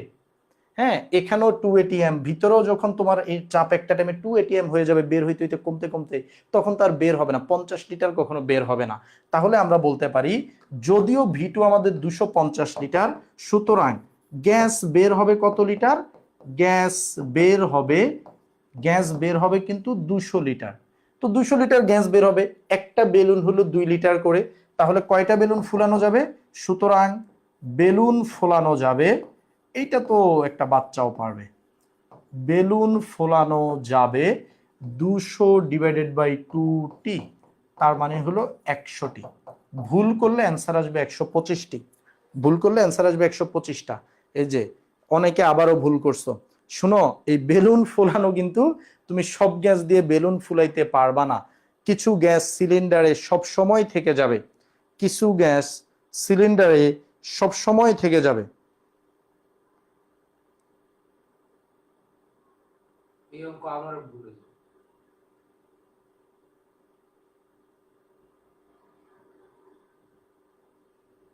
হাই, তখন যদি মুজাহিদ ভাই থাকতো। ওকে, ওই যে আবির পাশে থেকে চিল্লাচ্ছে, ওই নাকি এই ম্যাথ ভুল করে এসেছি, লজ্জা লজ্জা লজ্জা।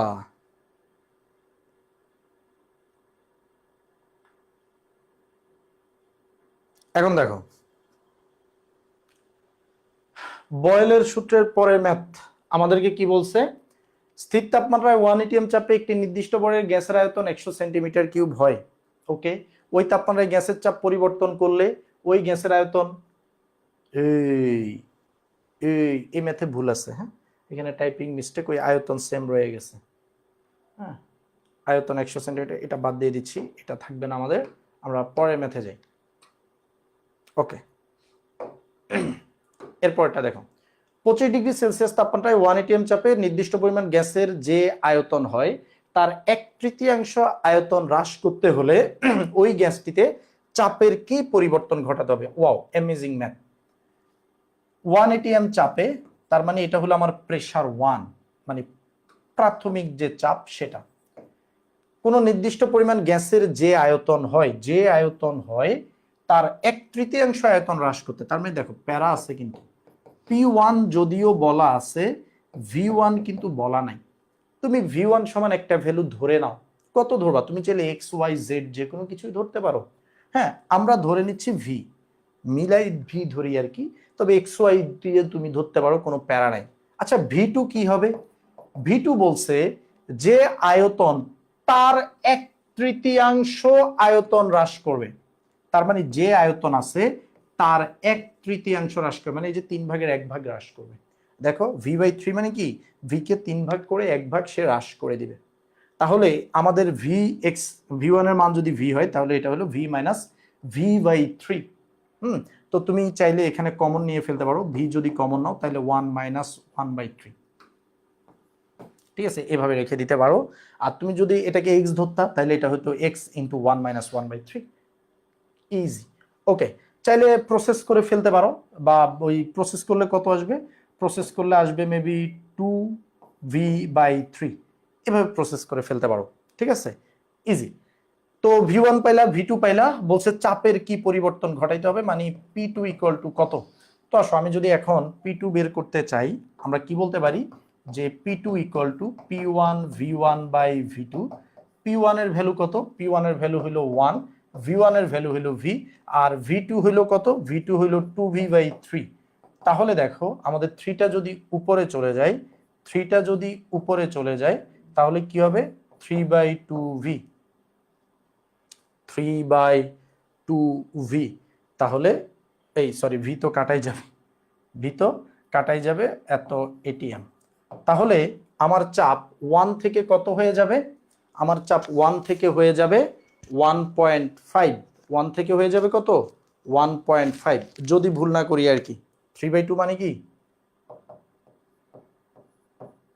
ওকে, 3/2 মানে 1/5। এখন বলছে চাপের কি পরিবর্তন ঘটাতে হবে। চাপের পরিবর্তন কি ঘটাচ্ছ? চাপ আগে ছিল হলো 1 atm, সো তুমি চাপ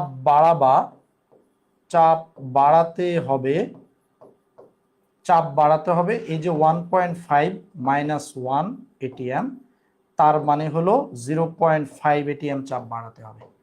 কতদূর বাড়াইতে হবে?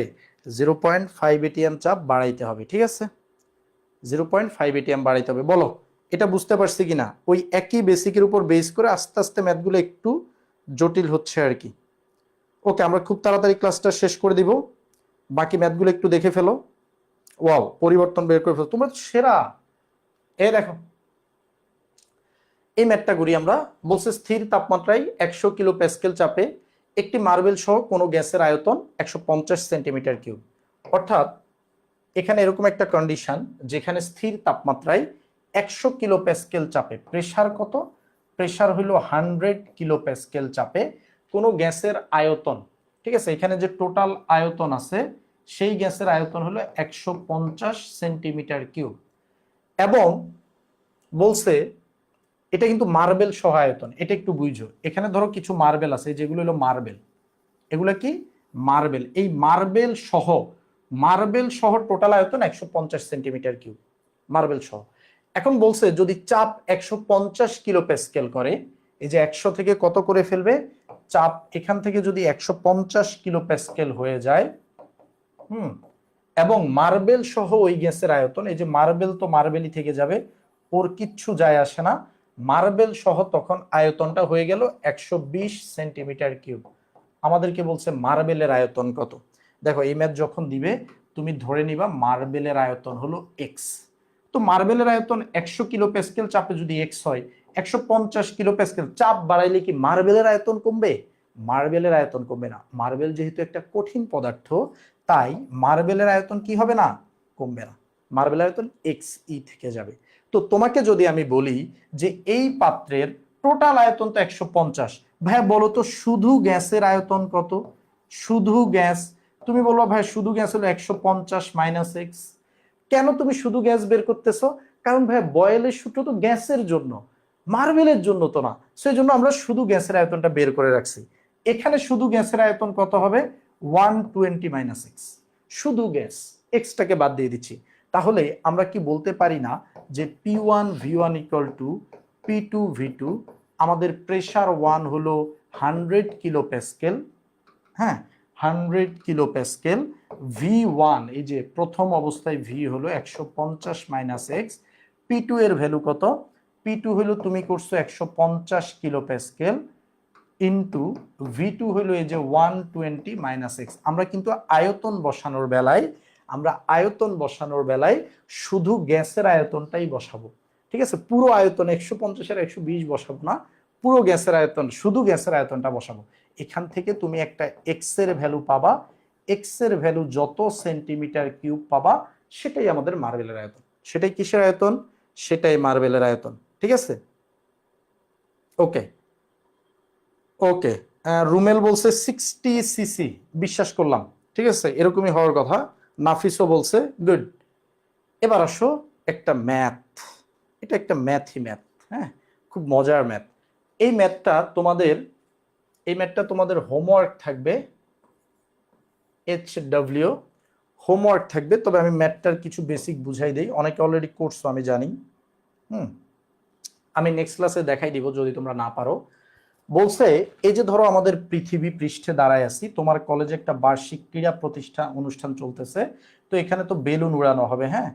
তো এই একটা বেলুন নেওয়া হলো, যেই বেলুনটা 1.75 এটিএম চাপে আছে, 75 এটিএম, এটার ভিতর প্রেসার আছে, এটার মধ্যে 2.5 মিটার কিউব কি ভরা হয়েছে? হাইড্রোজেন গ্যাস ভরা হয়েছে, এটাকে উড়াই দেওয়া হয়েছে।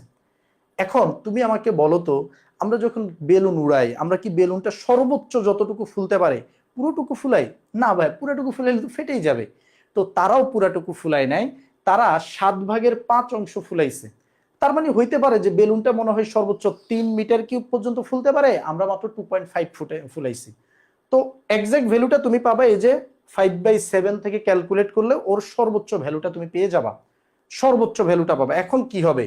বেলুনটা যত উপরের দিকে উঠতে থাকবে তত কিন্তু প্রেসার কমে যায়, যত উপরে উঠবে তত বাতাসের চাপ কমে যায়, তত বেলুনটা ধীরে ধীরে বড় হইতে থাকবে, এবং হইতে হইতে একটা টাইমে যখন ওর সর্বোচ্চ আয়তনে পৌঁছে যাবে, সর্বোচ্চ আয়তন ধরে নাও 3 মিটার কিউব, ধরে নাও, আমরা বের করতে পারবো, বের করলে যা আসে তা। তো ধরে নিলাম 3 মিটার কিউব, তো 3 সর্বোচ্চতে যখন যাবে তখন কিন্তু টুপুস করে এটা ফেটে যাবে। এখন আমাদেরকে বলছে যে উচ্চতায় উঠলে আমাদের বেলুনটা ঠাস করে ফাইটে যাবে ওই উচ্চতাটা কত। এখন আবার কিছু হিন্টস দিছে, বলছে যে বায়ুমণ্ডলের তাপমাত্রা আপনি স্থির ধরে নেন, কারণ তাপমাত্রা চেঞ্জ হলে তো বয়লের সূত্র আপনি মাপতে পারবেন না।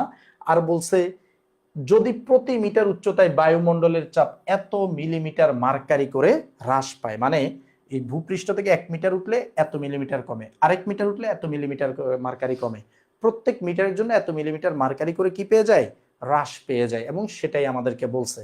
তো এটা তোমরা বাসায় ট্রাই করবা। প্রথমে আমি বলে দেই, প্রথমে তুমি হলো বেলুনটার ম্যাক্সিমাম আয়তন বের করবে, এবং বেলুনটার ম্যাক্সিমাম আয়তন হবে 7/5 ইন্টু 2.5। কেন 7/5 2.5 এটা তোমরা থিঙ্ক করে বের করবা। তারপর তোমরা এই ভি ম্যাক্স থেকে তোমরা P2 বের করবা, অর্থাৎ ফেটে যাওয়ার মোমেন্টের চাপ কত সেটা বের করবা। তারপর ভূপৃষ্ঠের চাপের সাথে ওইটাকে কম্পেয়ার করে উচ্চতা বের করবা। না পারলে আমি নেক্সট ক্লাসে দেখাই দিব। তবে তোমরা নোট যখন সাবমিট করবা তোমরা ট্রাই করবা এটা কমপ্লিট করে নোটটা সাবমিট করতে, অথবা চাইলে অহনার মতো যারা সাথে সাথে করো তারা করে দিও, পরে ম্যাথটা সলভ করে নেক্সট ক্লাসে অ্যান্সার বইলো, ঠিক আছে? এবার আসো, আরো 2টা ম্যাথ আছে যে ম্যাথগুলো আমাদেরকে আরেকটু থিঙ্ক করাবে। সেগুলো কি দেখো, এই যে 2টা ম্যাথ, এগুলাতে তুমি হঠাৎ করে দেখলে বলো আচ্ছা ভাই আয়তন কোথায়, হ্যাঁ চাচা হেনা কোথায়, এখানে আয়তন কোথায়? আমাদেরকে বলছে এত এটিএম চাপে কোনো একটি গ্যাসের ঘনত্ব, ঘনত্বকে আমরা বলতে পারি রো, অথবা কেমিস্ট্রিতে আমরা ডি দ্বারাও প্রকাশ করি, ডেনসিটি, ডেনসিটি থেকে ডি আসে, রো দিয়ে প্রকাশ করে ফিজিক্সে, তো আমরা এখানে ডি বললাম। একই তাপমাত্রা ও এত মিলিমিটার মার্কারি চাপে, এটা কিন্তু P2, যদিও P2 এর এককটা পাল্টাই নিতে হবে, হ্যাঁ কেন, এটা এটিএম আছে, এটাকেও এটিএম এ কনভার্ট করব, অথবা এটাকে আমরা মিলিমিটার মার্কারিতে কনভার্ট করব। এটিএম আর মিলিমিটার মার্কারি দুইটাকে একই এককে নিয়ে আসবো, যে কোনোটা করতে পারো। গ্যাসটির ঘনত্ব কত হবে? আচ্ছা আমাদেরকে বলছে D2 কত হবে। এখন ভাই D2 আমি কিভাবে পাবো, কিভাবে পাবো? এর ছাগলুরা দেখো, আমাদের ঘনত্বের সাথে আয়তনের একটা সম্পর্ক আছে না? আমরা কি পড়ছিলাম ছোটবেলায়, rho equal to M by V. তো রো তো বলতেছি না, আমরা ডি বলতেছি, D equal to M by V. তাহলে দেখো আমরা এই D equal to M by V যদি আমরা জানি, আমরা কি বলতে পারি না ভি ইকুয়াল টু কি এম বাই ডি। তো এখানে তো আমাদের P1 V1 equal to P2 V2, তাই না? একই তাপমাত্রায় যেহেতু বলছে, এই যে তাপমাত্রা কনস্ট্যান্ট, তো এখান থেকে আমি যদি বলি P1 V1 এর জন্য তুমি কি লিখতে পারো, M by D1, P2 M by D2। ভাইয়া দুই জায়গাতে M কেন সেম? কারণ আমরা বলছি না মোল সংখ্যা সেম, তাহলে কি গ্যাসের ভর চেঞ্জ হবে? গ্যাসের ভর কিন্তু চেঞ্জ হবে না, ওই তুমি চাপ বাড়ানো বা কমানোর আগে যে ভর পরেও সেম ভর। তাহলে আমাদের এখানে কি কাটা যাবে, এম এম কাটা যাবে, এম এম কাটা যাওয়ার কারণে আমরা লিখতে পারবো P1 by D1 equal to P2 by D2। কেউ কেউ এটাকেই সূত্র হিসাবে মুখস্থ রাখে, তুমিও চাইলে মুখস্থ রাখতে পারো, তবে দরকার নাই, এমনিও মানে চিন্তা করলেই বোঝা যায় কি হবে, ঠিক আছে? এই যে P1 by D1 P2 by D2। এখন তোমাকে বলছে D2 এর ভ্যালু কত বের করতে, একটা ছাগলু পাগলুকে দিলেও এটা পারবে, ঠিক আছে? এখন তুমি জাস্ট ভ্যালুগুলো বসাই দাও। P2 এর ভ্যালু কত, 760, 780, এটাকে 760 দ্বারা ভাগ করলে এটা এটিএম এ চলে যাবে, ঠিক আছে? আর D1 কত, 2.5 গ্রাম পার লিটার, আর P1 কত, 1.01।